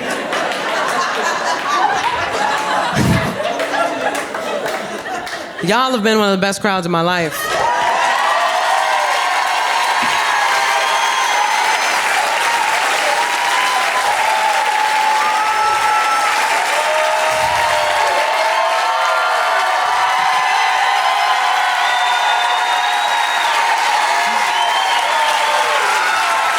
Thank you for being a part of this epic night. Thank you so much, everybody.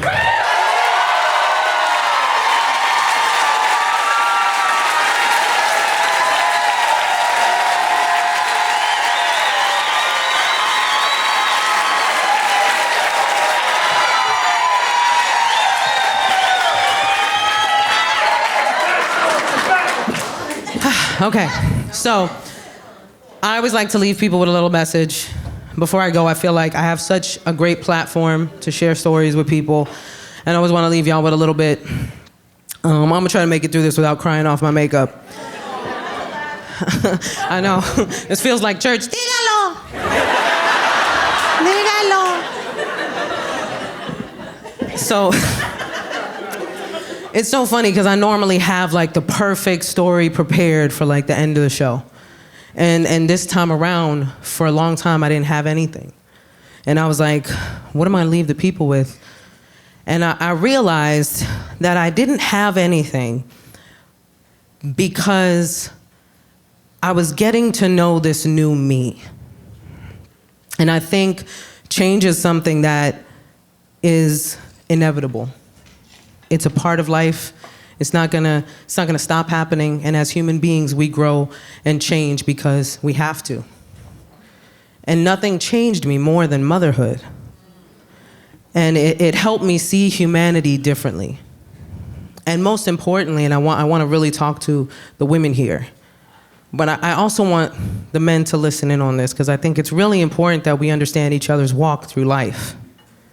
And I think we'd have a lot less strife with each other if we stopped being so defensive and on the attack and actually listened to what it was like to be on the other side.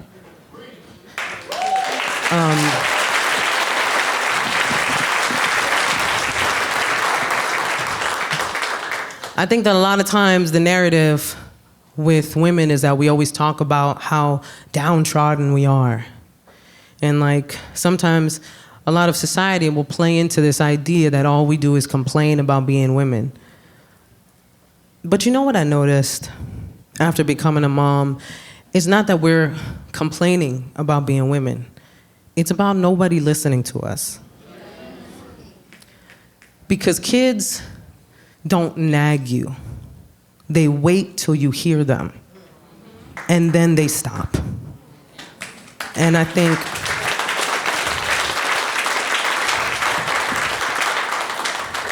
you cannot look at the history of the world and not see the plight of women, because if you try that, you're lying to yourself. It is women and our fight that has shaped a lot of this world. And we exist within a world that tells us we are not worthy, we are not good enough. Ooh.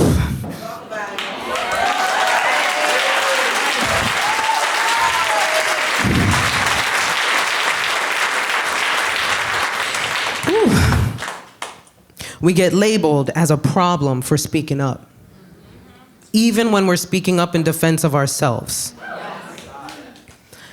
And I think there's some important points about women that everybody needs to accept. Like when you see a strong woman, know that she is strong because she has had to be strong.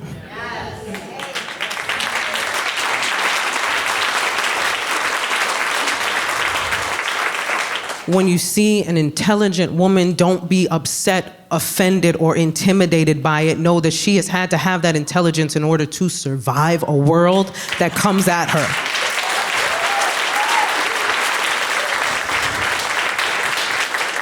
The world will tell us that we will age out of our beauty. The world will tell us that we will age out of our passions and that we will age out of relevancy. None of it's true.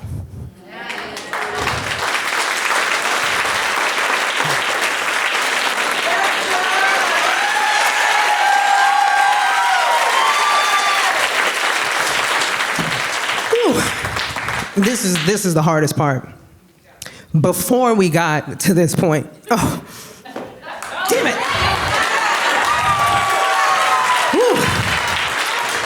Whew. Before we got to this point, I thought it was over for me. Oof.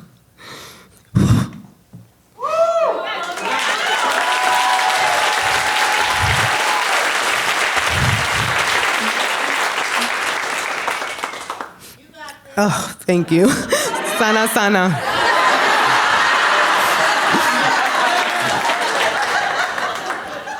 And I'm gonna tell you something. I'm not gonna put it on y'all. I'm not gonna put it on the amazing support system that I've had that kept telling me that it wasn't.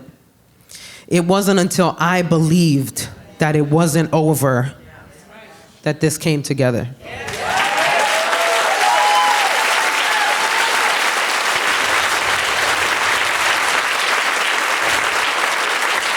And I'll tell you something else before I get out of here, whether you are, if you woman or not woman, when you identify as a woman, and let me tell you something, if you identify as a woman, don't let anybody tell you you are any lesser, because if you chose to walk this walk, you're braver than a lot of people. Don't ever count yourself out, no matter what the world tells you. You hold the key. Don't forget that. This year alone, I spent over 30 days in the hospital. You know what I'm saying? When I was in the hospital, I got the call to do this. He was like, yo, Snow, you want to record your half-hour comedy special? I was in that bitch like, yes! Yes, please. So thank y'all for coming, man, for real. I'm happy. happy to be here. Anyway, let's get to it. I'm from Compton. You know? Hell yeah. Home of the 4-time undisputed rap beef champions. You know? Birthplace of Dr. Dre, Gangsta Rap, Serena Williams, me. And of course, Kendrick Lamar. You know? When he dropped Not Like Us, I felt like Compton won the Super Bowl. You know? My favorite part about that beef is that nobody died. You know? Because Compton is in a good place now.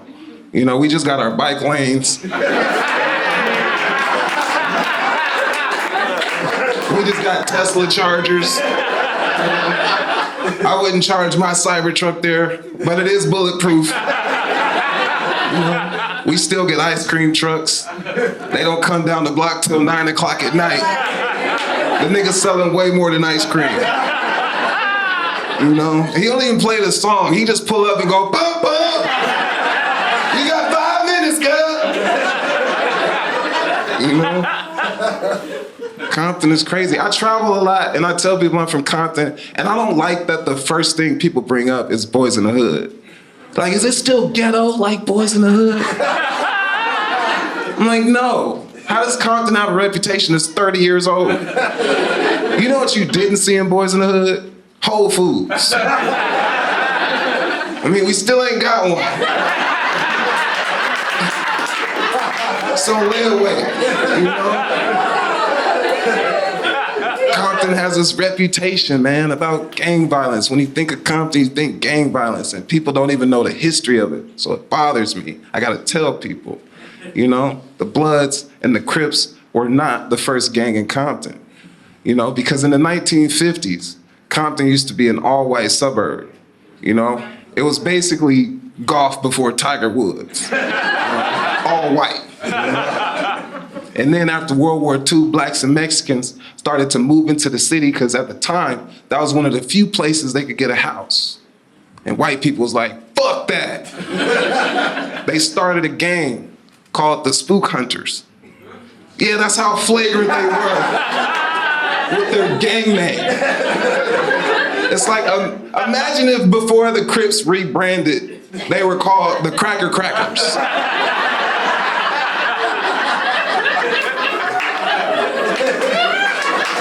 It's crazy, bro. This is true, you can look it up. They were called the Spook Hunters. And so the Bloods and Crips were established as a form of protection against them. They were like, hey, don't come over here with all that, right? The Bloods and the Crips were a response to the Spook Hunters like Android was a response to iPhone. You know? And then the Bloods and the Crips just got really good at gangbanging. Here's how good the Crips got at gangbanging. White women are Crip walking on TikTok right now.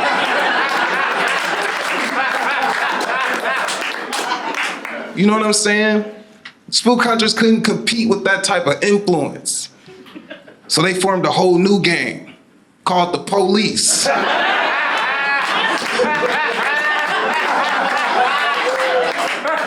So what set you claim? LAPD? It's wild, boy. It's wild. I don't like that that's the history. That's why I want to rewrite it, you know? It's my dream to do stand-up, but it's also my dream to do movies. I want to be like John Singleton if he did stand-up, right? And I want my first movie to be called White Boys in the Hood. Starring Ben Affleck and Matt Damon. You know? I want to recreate all those famous scenes. You know the one where Ricky get killed in the alley? Instead, it's Zac Efron. You know? Matt and Zach are side by side walking down the alley, aimlessly scratching lottery tickets, drinking whole milk. You know? Matt sees out of the corner of his eye a red car at the end of the alley.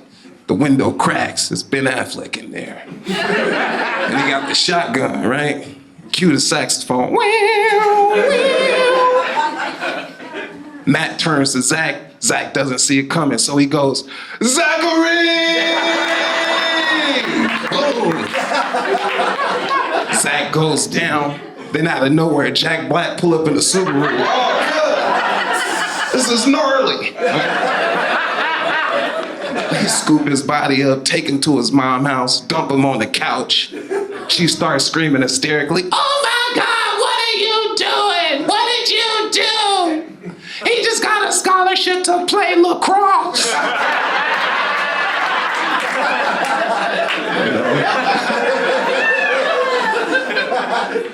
Then you see the end credits, right?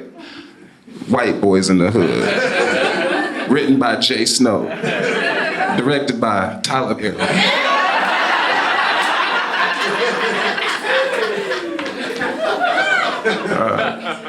Compton is predominantly Mexican now, like most places in America. You know, Mexicans are dominating shit. Like McDonald's, for example. They have monopolized McDonald's. You can't go to a McDonald's in the city without hearing, "Welcome to McDonald's, I'm gonna take your order, please." Let me get a Big Mac. Oh, Big Mac. No cheese. Sin queso.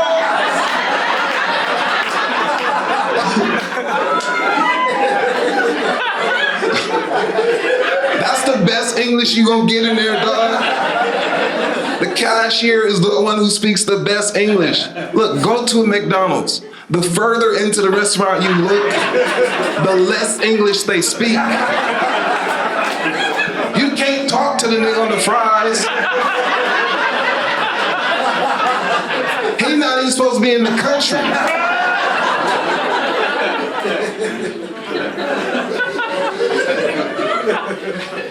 I could say this because I'm half Mexican.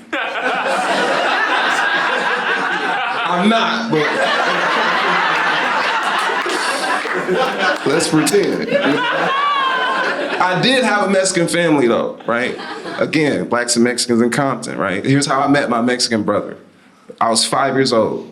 I just got my first bike. My Mexican brother's name is Debo, right? So, I know, right? It's his street name, and you'll see why in a second. I get my first bike, I ride it down to the end of the block where their house is. Debo is on the porch. Debo sees me, he goes, "Hey, give me your bike, punk." And I was like, "No." And he was like, "All right."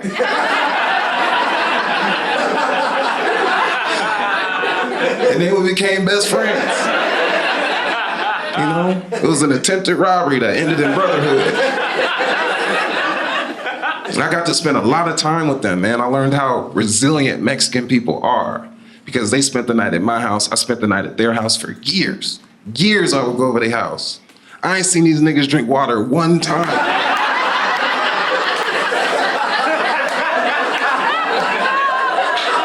Coca-Cola every fucking day. You hear me? Shit was wild, bro. I spent a lot of time with them. I love my Mexican family. I learned everything but how to speak Spanish. Because it's hard, man. And people be like, all you gotta do is be around some Spanish speakers and you'll learn it over time. No. That's not true. Because Mexicans who speak Spanish treat Spanish the same way black people treat spades. You better learn that shit. Because I'm not about to teach you. If you don't know, just sit down.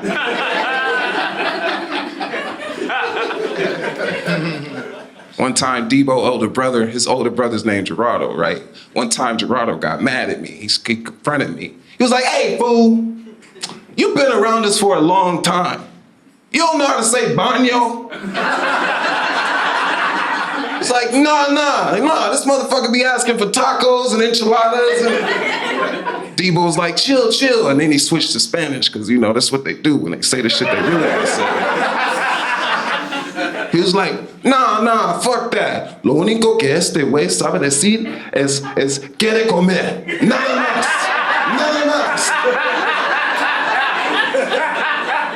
Which basically means, I know I had a burrito in the fridge.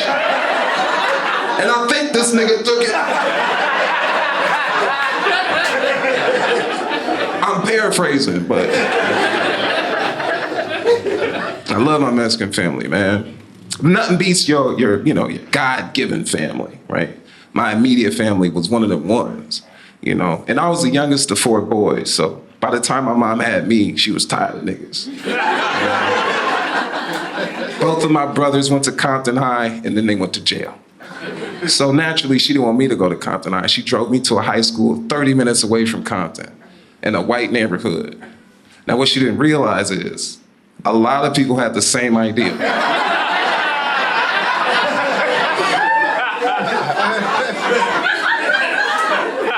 So now I'm at this school with white people and my neighbors. And the white kids were crazier than the black kids, because they were just more ambitious, you know? Like, black kids will come see the white kids on their Nextels and be like, hey, you see him over there? I'ma steal that nigga's phone. White kids will come to school, see a black kid with the Pop Smoke braids, and it's like, you see him over there? I'ma steal that nigga's culture.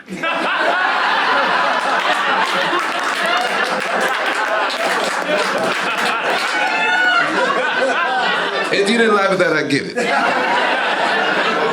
The truth is an acquired taste.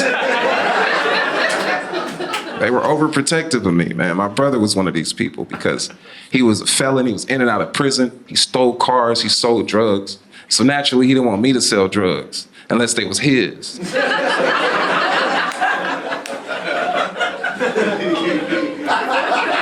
Gotta keep it in the family, you know?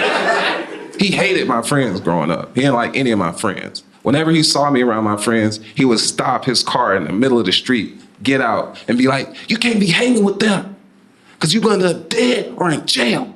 Dead or in jail. It was like his slogan, dead or in jail.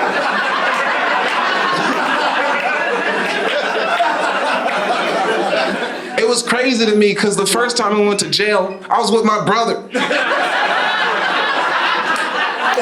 It was that nigga's day to babysit.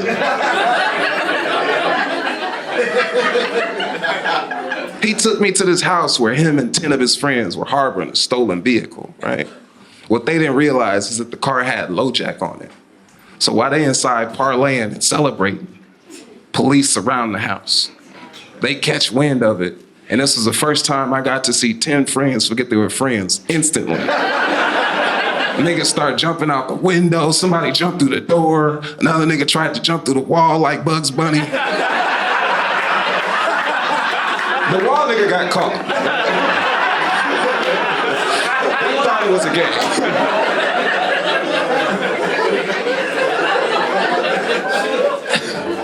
Me and my brother ended up in the backyard, right? We start hitting fences. I'm 5 years old, running from the cops with my brother.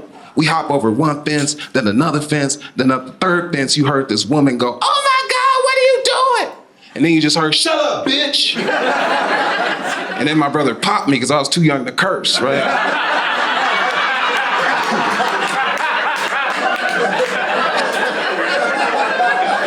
So we running, we get to this brick wall that's too high for me to climb, so I freeze, which gives the cop just enough time to catch up. And he draws his weapon on us and says, stop or I'll shoot you both. And it was something about the way he said both that made me realize, I'm 5. I should be coloring. I'm looking at my brother, he's shaking his shit. I have to check him like, get it together, nigga. Don't say shit till we lawyer up.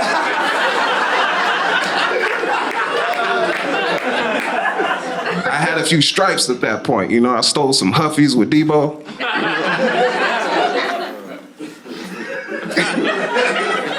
It's crazy, man. My family was overprotective. My brother, I don't know why, but now that I'm older, he's starting to get real competitive with me for some reason. And I don't know why, right? Like, I was in New York for pretty much all of 2022. I got the opportunity to write on my first late night show for HBO.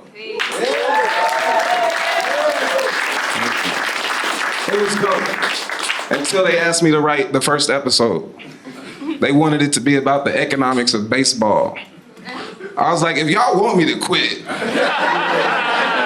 just say that. I like New York for a few reasons. The main reason I love New York is because it reminded me of my love for overt racism. You know? Because in LA, I like to call it normal racism. It's sneaky. You don't see it coming. It's like, imagine if this was a zombie movie, right? Only you didn't know who the zombies were until they tried to touch your hair or some shit. You'd be like, Rebecca this whole time, bitch.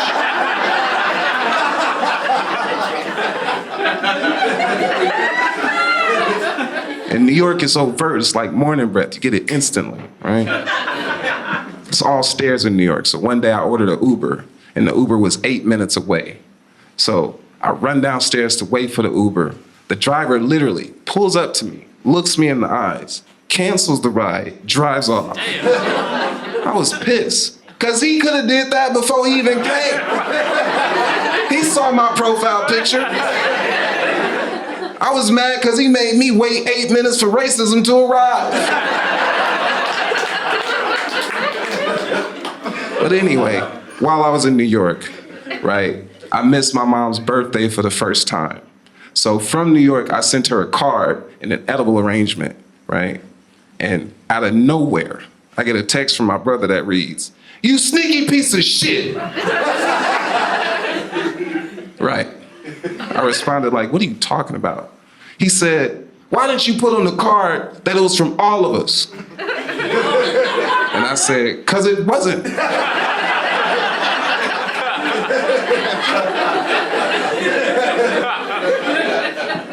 Then you see the 3 dots and then it disappeared, right? 30 minutes later, I get a text from my brother, and it's a picture of a cake that he bought my mom. It's a beautiful cake. Has photos of her from when she was younger, before she was married, after marriage, stuff I hadn't even seen. It was endearing, right? Only problem with this cake is my mom is a diabetic. Exactly. I text him back like, "How can you be so stupid? Are you really that competitive? You gonna buy our diabetic mother a cake?" My brother responded with, "Nah, fuck you, you lost."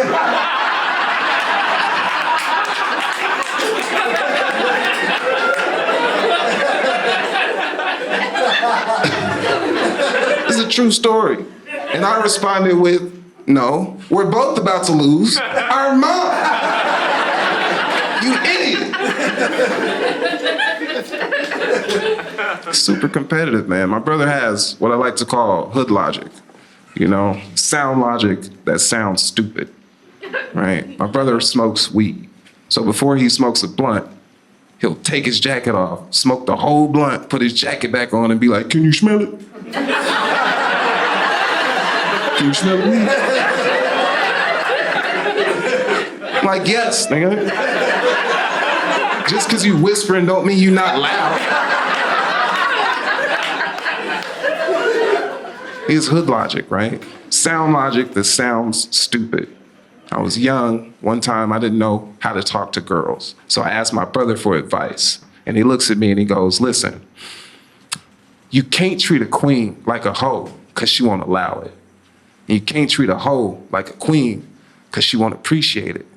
And I was like, "Nigga, I'm 12.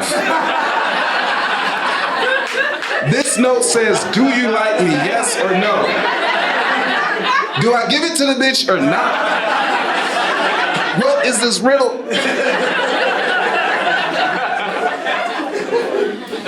It's crazy, man. My brother's insane, dog. In 2019, he went back to prison because he got homesick, right?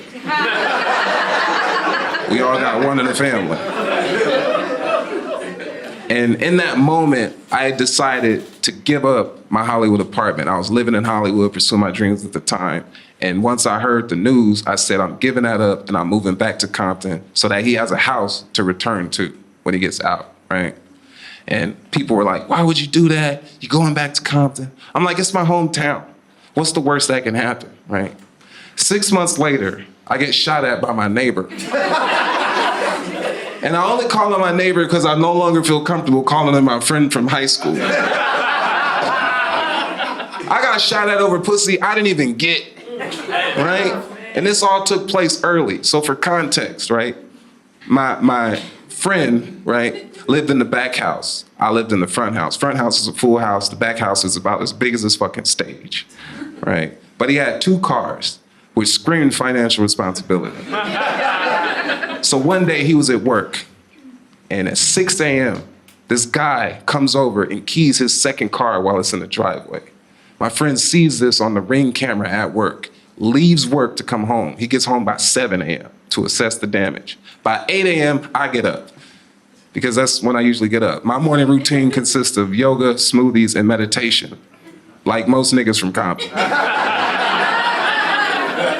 I'm thinking I'm about to have a great day. I get up, I notice my brother's car is on the street. He's about to get a ticket for street sweeping. So I go out to move his car. My friend sees on the Ring camera somebody by my brother's car, just grabs his gun, runs outside without even looking, shoots. Bah! Right? The bullet missed me and killed our friendship. Right?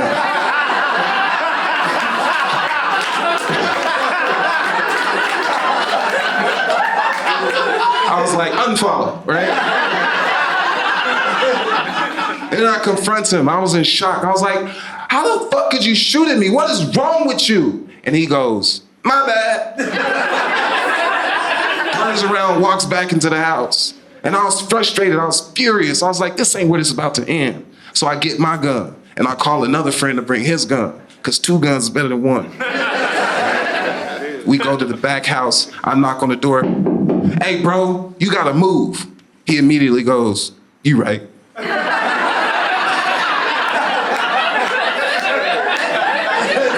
You can't shoot at the landlord, dog. It trumps loud music, late payments. You know? And I know some of y'all probably thinking, that's it? You didn't call the cops? I didn't. He was my friend and a felon in possession of an illegal firearm that I sold him. I didn't know I had to put "don't shoot at me" on the receipt.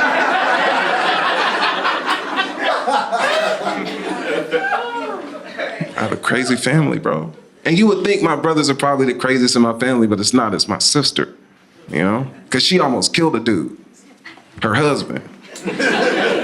Well, she didn't almost kill him, right? He attempted suicide. He failed, but he tried. And she would have me believe that this took place because she asked for a divorce. So he got all worked up and jumped off a 2-story building into a massive pile of medical bills.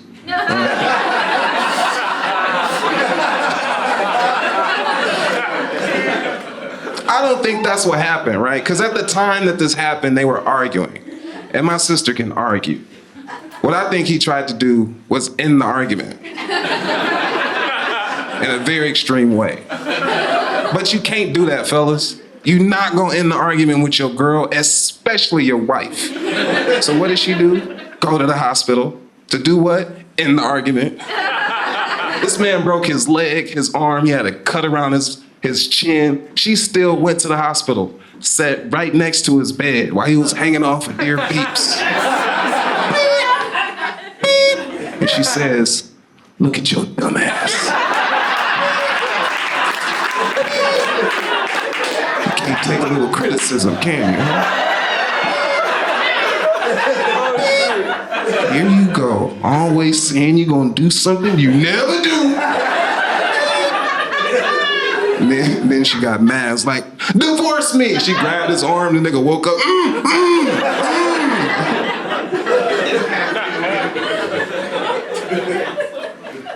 It's tough to have a family like that for me. Mainly because, like, I deal with a chronic illness, right? I spend a decent amount of time in the hospital. And usually these days when I do, people think it's COVID related. And I'm like, no, it's not COVID, it's sickle cell. I only support Black illnesses. We got a few now. We got sickle cell, diabetes, and ever since Jada, we got alopecia. She put her head in the game, you know? It's the truth, man. Sickle cell is tough. It basically mutates my red blood cells. Sickle cell mutates my red blood cells, right? It doesn't allow my red blood cells to get oxygen where it needs to go, right? Can't deliver it. It's like your red blood cells are Tom Brady throwing a touchdown pass.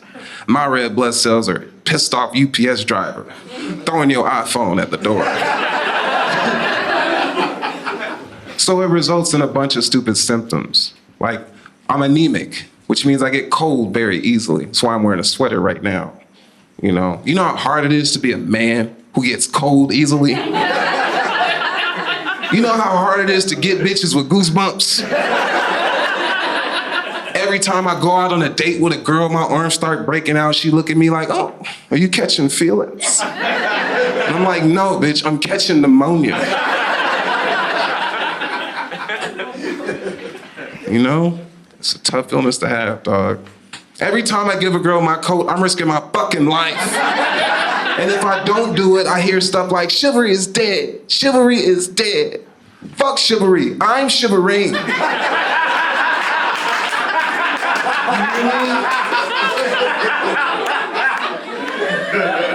It's a tough illness to have. Like, it's triggered by alcohol. So I shouldn't drink, but I do. Because how else am I supposed to get these hoes? Sickle cell slows down your cellular growth, so I look a lot younger than I actually am. A lot of y'all probably think I'm in my 20s. I'm 67 years old. I do old people shit now, you know? I started taking naps. I used to think sleeping during the day, pish posh. Right? Now I love naps. You ever try to take a nap, but the nap take you? You wake up, it's dark outside. You feel like you got kidnapped for 2 seconds. You're like, today's the day. It's a tough illness to have, man. It made me unrelatable in a way, right? Because I would hear things differently than my friends. When I was in high school, a doctor told me that by the time I'm 25, I'd have to have a gallbladder removed. By the time I'm 30, I'd have to have a hip replacement. Glory to God, none of that has happened, right? Thank you. Yeah,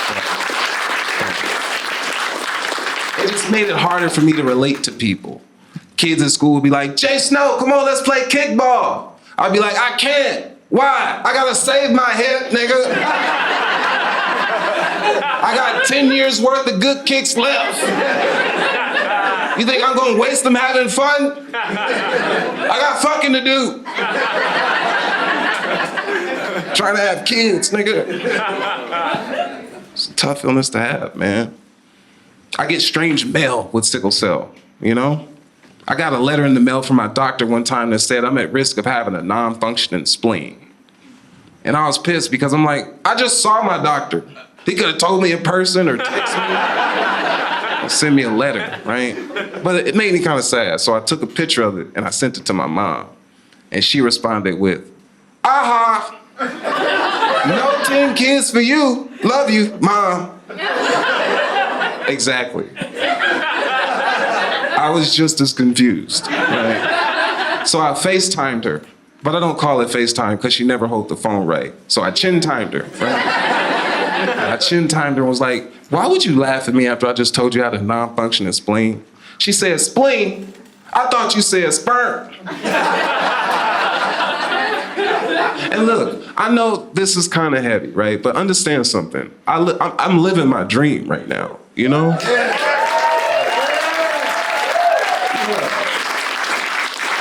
I've traveled the world, you know? I've done things that I've wanted to do for my whole life, so I have a good life, right? I just deal with dumb shit all the time, right? Like one of the worst symptoms of sickle cell is the pain.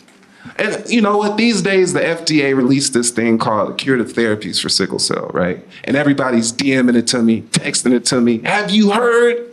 There's a cure for sickle cell. And I'm like, no, it's not a cure. That's why they call it a curative therapy. So you can't sue them if the shit don't work, right? And they're not even telling you the worst part about these curative therapies. One of them is $2 million. The other one is $3 million. Sickle cell predominantly affects African American and Latino people in this country. What Black or Mexican family you know got $3 million just sitting around? And if they did, I wouldn't use it for this shit.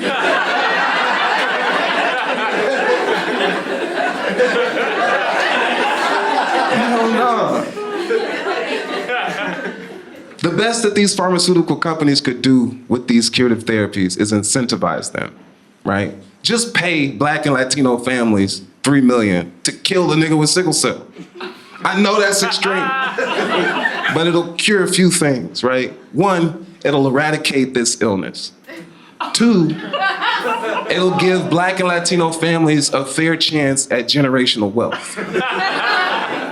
3, and this is a sadder fact, is we'd have to see America descend into sickle cell Hunger Games edition, you know? You'd have to watch out for booby traps when you go to Burlington Coat Factory. People will start claiming sickle cell who don't even got it. I got sickle cell, where's my 3 million? Sir, you're white. I'm Creole. You'd hear about people dying in strange ways. Did you hear what happened to John? No, what happened? He died. How? He put on a heating pad and had fentanyl in it.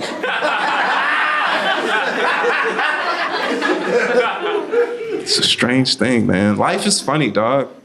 And even when life ain't funny, it's up to you to find a way to make it funny. Because sometimes it's the only way to get through a really dark time, right? And I developed this skill at a very young age, before I even knew I had it. I was 10 years old, right? And my father had just died. Don't worry, I didn't know him any more than y'all did. Right? But I remember it like it was yesterday. It was Thanksgiving, and my Cowboys was losing, right? So my auntie pulled me to the side, and she was like, hey, I gotta tell you something. And I was like, what? And she was like, something happened to your father.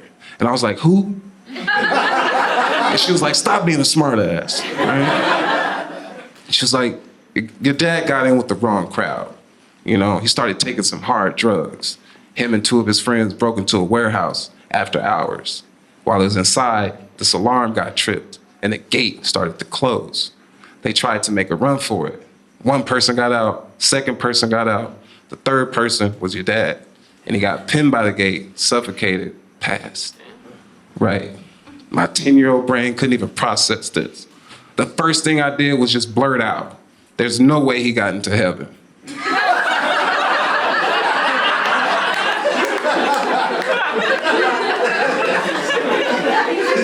My auntie was like, why would you say that about your father? I was like, who?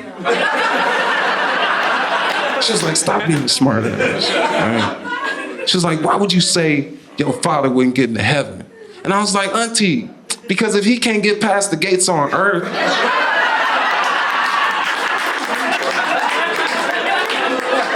how are we gonna get past it? I live here in Nashville. I want to tell you where I'm usually at. I was in northern Indiana a couple weeks ago, not doing comedy, just sightseeing. And I drove past a prison there. I wasn't going to prison. I didn't know there was a prison around until I saw a sign. This is a real sign out of nowhere. Medium security prison nearby. Do not pick up hitchhikers. Okay. I've never been in charge of security at a prison, but that sign does feel like they're saying, look, they're getting out, all right? And it's happened a bunch. It's happening right now. We don't know what to do. We're only a medium security prison. Why don't we put it on y'all a little bit? Stop picking them up every time. Let them walk. We're in northern Indiana. They're not going anywhere, right? Let them get tuckered out. And by the way, no phone number to call if you see a hitchhiker. No follow-up instructions.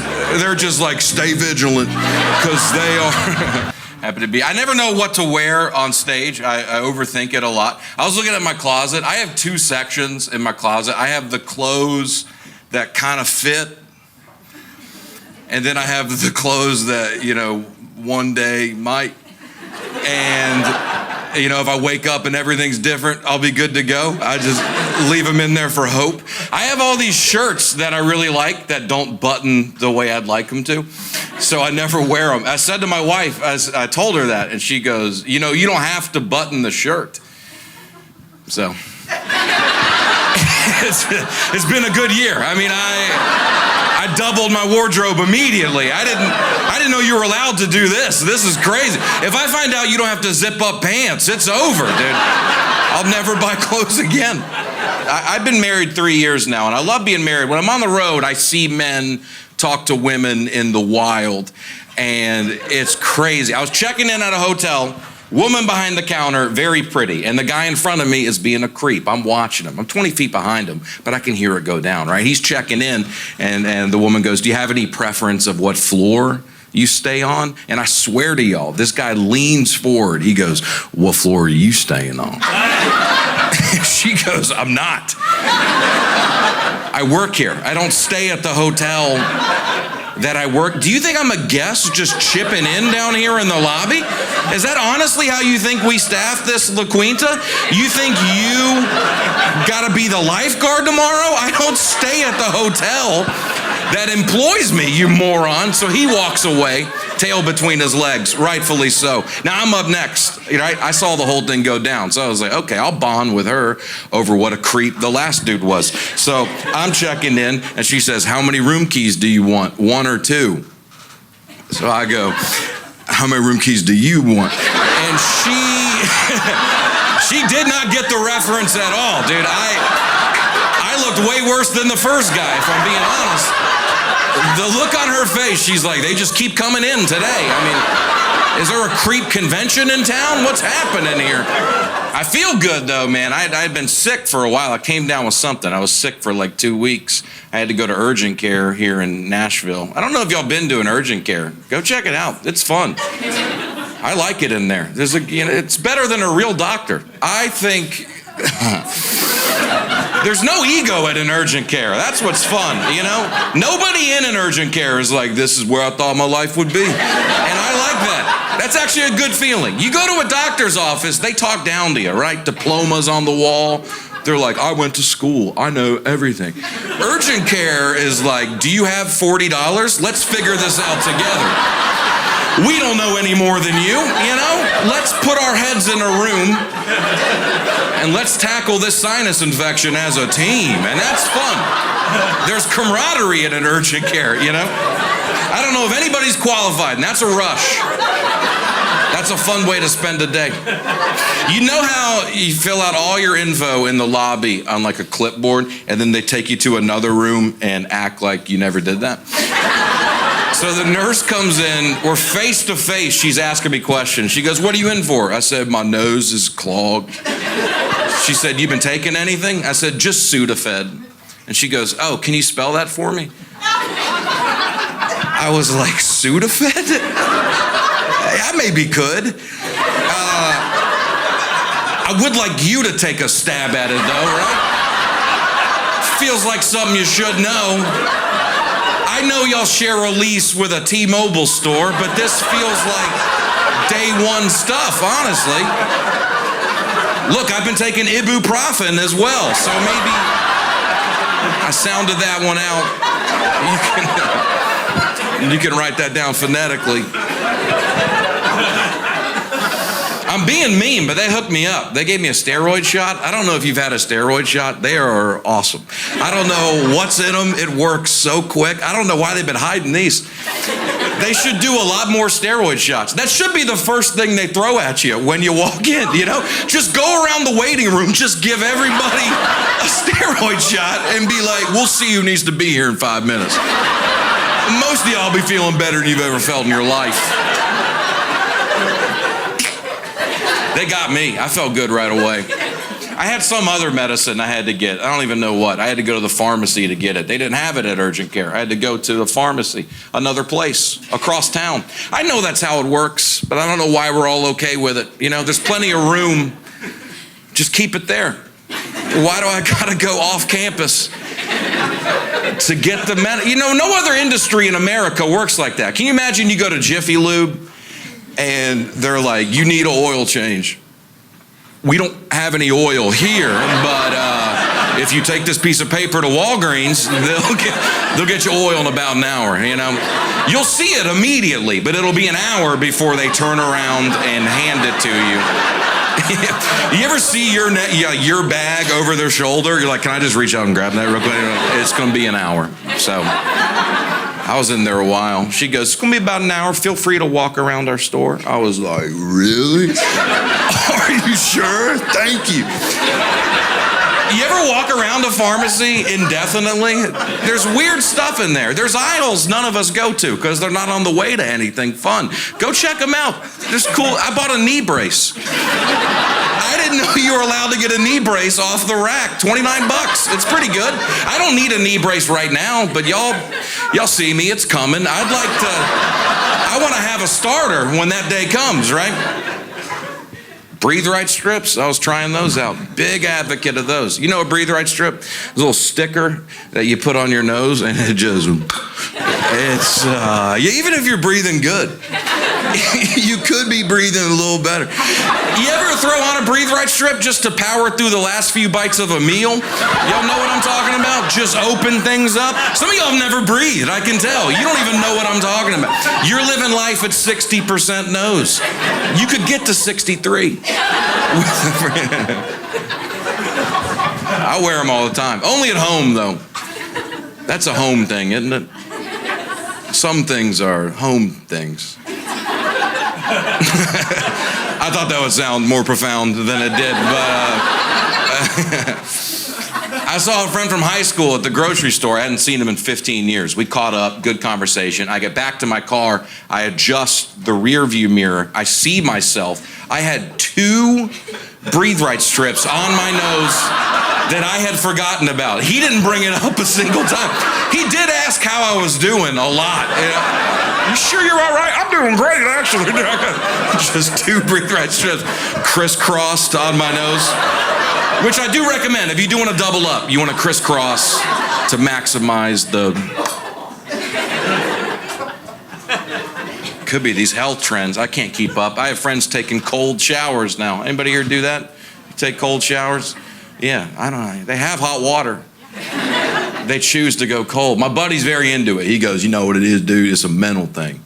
That's what it is, man. It's a little hurdle you got to jump, dude. When's the last time you woke up and did something you don't want to do? That's what it is. It's about doing something you don't want to do. When's the last time you did something that you don't want to do? I was like, I'm having this conversation right now, but I said, I'll try it. I tried a cold shower. It was not long. It was the shortest shower of my life. I went back to my friend. I said, I can't do a cold shower, man. He goes, well, your mind is weak. I hate to tell you that, dude. If you can't do a cold shower, you got a weak mind. I was like, man, I think my mind's the strongest.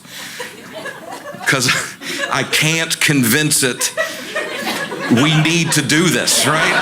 I'm in the shower, I make it cold. My brain's like, dude, nobody's in here checking on this. Just lie and say you did it later. I'm like, that's a pretty good point. I will do that.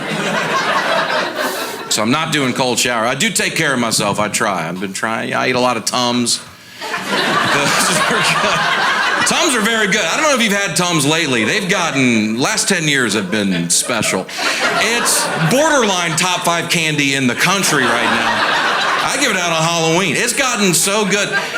They just came out with orange cream. I don't know if y'all get the same emails I do, but new flavor just dropped. It's orange cream Tums. Half of them are orange, half of them are cream. And then you can kind of mix and match. That's what Tums does. They let you decide, how strong do you want to go, right? You can go all orange today, live it up. But at some point, you got to go all cream. Is this relatable? What I do, I got a system. I do 2 orange, 1 cream. I put some M&Ms in there. I shake it up. It's good. It's tearing me up, but I'm enjoying the ride. And they could have made Tums a pill. Remember that. There are antacid pills. Tums could have been a pill, but they were like, nah, our customers are gonna wanna choose something. So we might as well make it delicious, which they did, and I appreciate that, Go get some tonight if you don't believe me. Good gas stations got it. I love a good gas station. There's a great gas station by my house. I'm in there all the time. I talk to the employees. They know me. This just happened. I was in there. I had a weird thing with the woman, the cashier. I bought a beer at the gas station, and the cashier goes, when's your birthday, honey? And I said, November 13, 1991. And she goes, oh, my daughter is on the 1st. But, different year. So you're telling me nothing? Is that what you're... I said 3 things and 2 of them don't apply to your daughter who I've never met. What do you want me to say to that? Get her in here, dude. Are you kidding me? I gotta meet this girl. November? What? That's insane. Get her in here. I didn't know what to say. I just said it's a good month. That's what I said. It's a good month. And I've been thinking about her ever since. I'll be honest. How often is she saying this to people? Is it 1 out of every 12 customers that come in? She's like, I'm about to blow your mind. You know my daughter who you don't know? Same month. Different year. You can get a good hot dog at a gas station occasionally. I'll try a hot dog anywhere. I had the best hot dog of my life. You'll never guess where. Seattle, Washington. Anybody heard of it? It's a big city. I went to a baseball game out there. I left the stadium. There's a hot dog stand right outside. So I walk up. I said, I would like a hot dog. And the guy goes, what do you want on it? And I was just I wasn't ready to answer that. So I was, do it. I told the guy to do it, and he looked like he'd been ready for somebody to say that. He goes, my friend, I got you. And I watch him. He takes the hot dog bun. This guy starts putting cream cheese on the bun. I was like, you're crazy. Why do you have that back there? That's not even a hot dog ingredient. Did you bring that from home? You can't use home stuff at a restaurant. Some things are home things. Remember that? Was that worth it? Nope. All right. He goes, my friend, trust me. And then he starts putting browned onions on top of that hot dog. I go, there's no way this is good. It was the best hot dog I've ever had. I've thought about it all the time. I think about it all the time. I've told a lot of people about this hot dog. I've evangelized this place all over North America. If I find out you're going to Seattle, I'll send you the coordinates of this hot dog stand. That's the impact it's had on me. Anyway, the whole reason I bring that up is because a few months ago, this is 2 years later, I'm back in Seattle. I went to another baseball game. I didn't care about the game. I left in the second inning. I'm trying to find that hot dog stand, right? And it's in the same spot. And I walk up, I promise y'all, same dude from 2 years ago. I'll never forget his eyes. And I look right at him and I go, hey, dude, you're not going to remember me. Well, it is a big day for me. I've been thinking about you for 2 years, dude. You changed my life in 2021. You won't remember this. I came in, I think I was in a mood. Maybe you were in a mood. I don't know. I said, do it. You did it. You put cream cheese on a hot dog. I've never seen that before in my life. Could you do that for me again? He looks at me all weird. He goes, my friend, are you talking about the Seattle dog? And he points at the menu above his head. I didn't see the menu 2 years ago. There's one item on the menu of this hot dog stand. It's the Seattle dog, a hot dog with, you guessed it, cream cheese and grilled onions. It's the only thing this guy makes. He makes one item all day, every day. I've talked about it for 2 years like he invented it for me. It's the signature hot dog of the city. I've recommended it to people from Seattle. Do you know how stupid that makes me look? To recommend the signature dish in that city? That's like if I went to Philadelphia and I was like, yo, dude, I found this spot today. Y'all should check it. This dude put cheese on a steak sandwich. I know it sounds crazy. Just tell him I sent you. He'll do it. He'll hook it up. Shouldn't be having hot dogs. I'm 32 years old, relatively healthy. Just had that confirmed at urgent care. But I have things I'm too young to have. I have sleep apnea. I gotta wear a CPAP machine to...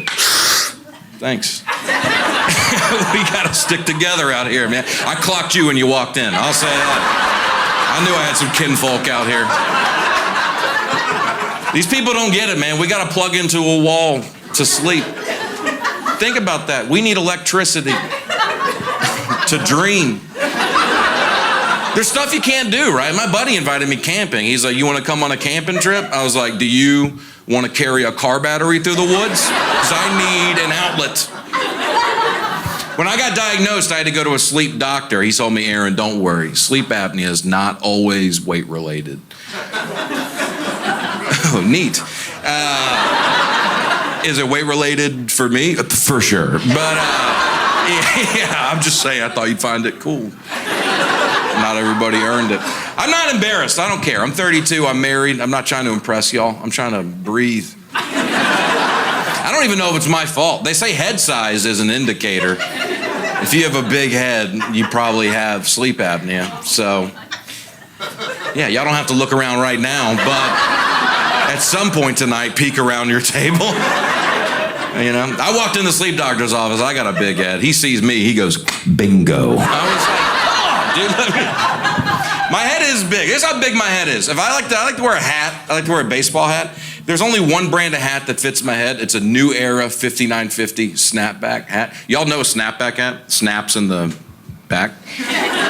On a good head day, I could maybe get one button to snap, and it doesn't want a button, dude. It's like, I'll click on there, but I'm not gonna be good. And it hurts. And I gotta take it off when I eat.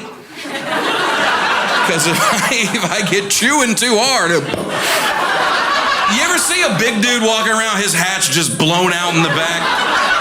Let that guy live his life, dude.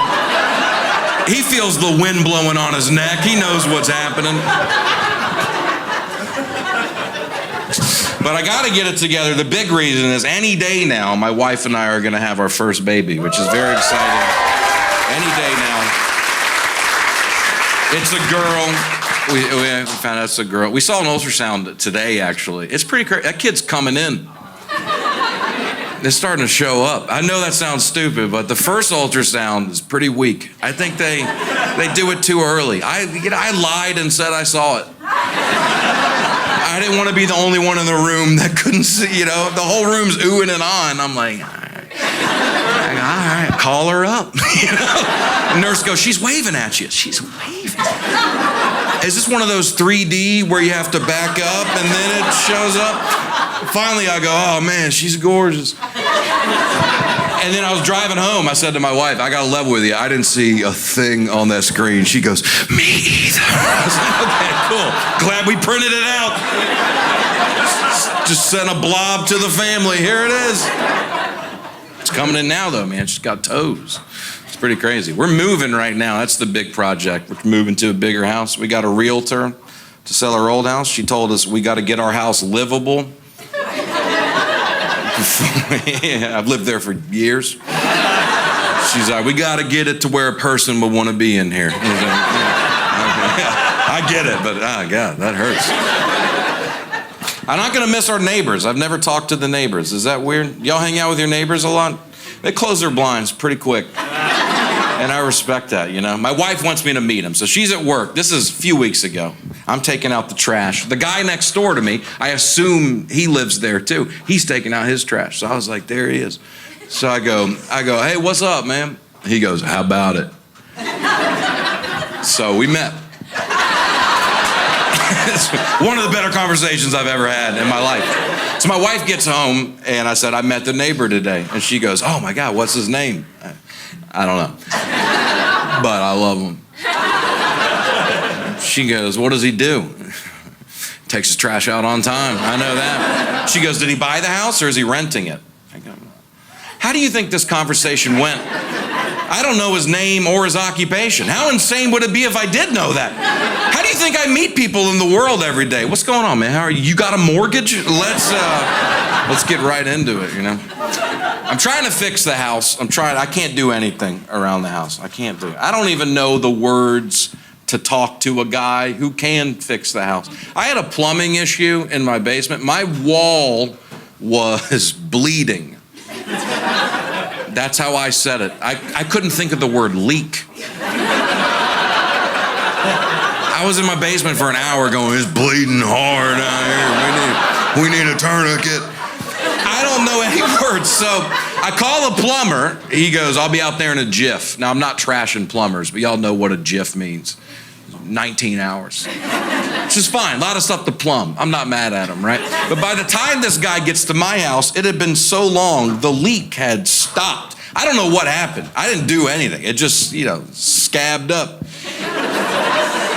It's just fine. And I've been mopping up the floor, so it kind of looks fine in the basement. So now I'm trying to convince this dude I didn't make the whole thing up. He walks down to my basement. He goes, "Oh, you see what you're talking about." I go, "All right, cool. Yeah. You mind poking around a little bit first before you just write it off, you know?" And then he starts knocking on the wall, starts scratching it. He goes, "It's solid." I go, "Cool. Did you think I just wanted to hang out with you in my house today? I didn't make this up, right?" Now we're just two men looking at each other in my basement. It's kind of an awkward impasse between two adult men that, you know, I'll be honest, look a lot alike. Finally, he broke. He goes, "I hear you, dude. All right, I hear you. Why don't I do this? I got a saw in my truck. I'll come down here. I'll cut a little hole in this drywall, and I'll..." And I need y'all to know before I finish the story, deep down, I know that drywall is a type of wall. I don't know if I could pick it out of a lineup of walls, but I've heard people talk about drywall before. Deep down, I know drywall exists. I wasn't reaching too deep in the moment, though. I heard drywall. I thought this guy was mocking me. To my face, I thought he was like, "You thought you had a leak? Why don't we look at this drywall?" I was like, "It was wet this morning, dude. About a jiff ago, it was a nightmare down here, so..." He cut a giant hole, and then he just left. I go, "You mind unholing the wall? This was your idea, dude. Patch it up." He goes, "You can probably patch that up." I was like, "I'm gonna have to get a new house. I don't even know what you're talking about.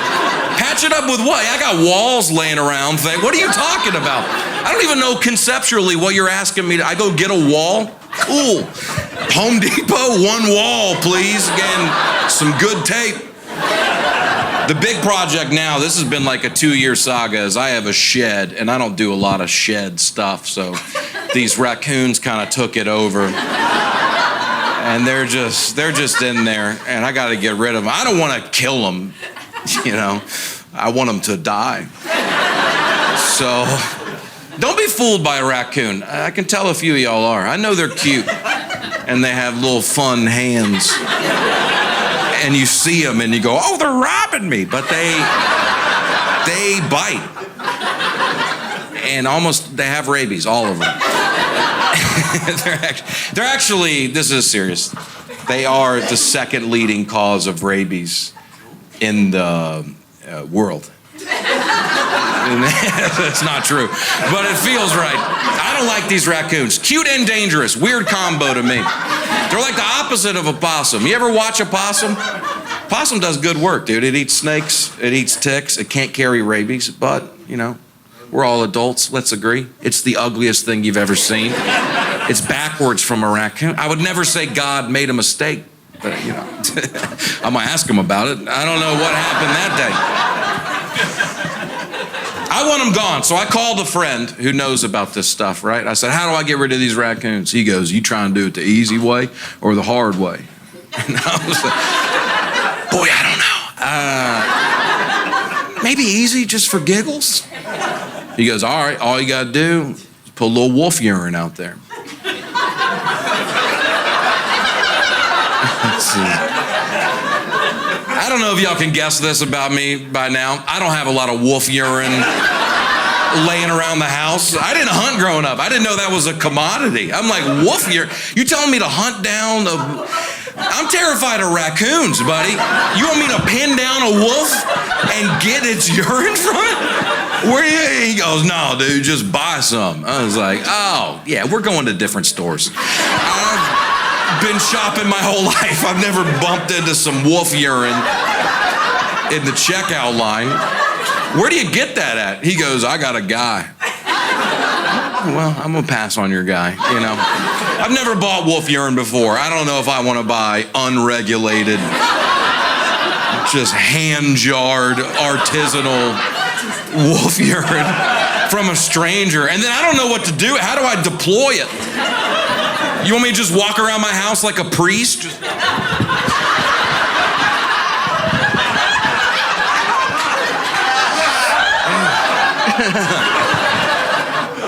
I go, I can't believe I'm saying this. What is the hard way, man? If the easy way is the urine of an apex predator, what in God's name is the hard way? He goes, well, you know how raccoons don't like cucumbers? Nah, I didn't know that. I haven't been hanging out with them or anything. Did y'all know that about raccoons? They don't like cucumbers. That's good info. What do I do with that? Go to the farmer's market, get a big one, just wait till the sun goes down, just come out swinging. He goes, no, dude, you don't hit them with, they don't like the smell. Just plant some. So, that's the hard way. Start a garden. And I don't know how long it takes cucumbers to grow, but evidently one day these raccoons will come out and be like, You know what? Let's get out of here. I didn't know they were these type of people. It's my least favorite vegetable. I go, I appreciate your candor, man. I'm not doing either of those solutions. Is it possible to split the difference? I know that sounds nuts, but is there a medium difficulty solution? Is there something between wolf urine and cucumber farming? Is there something in the middle that I can do? He goes, you got a crossbow? I was like, no, I don't think so. He goes, I got one. I said, what are you proposing? He said, I'm proposing you text me your address, you cash at me $300, and you leave the house for a few hours. So he's there right now. we will see when I get home.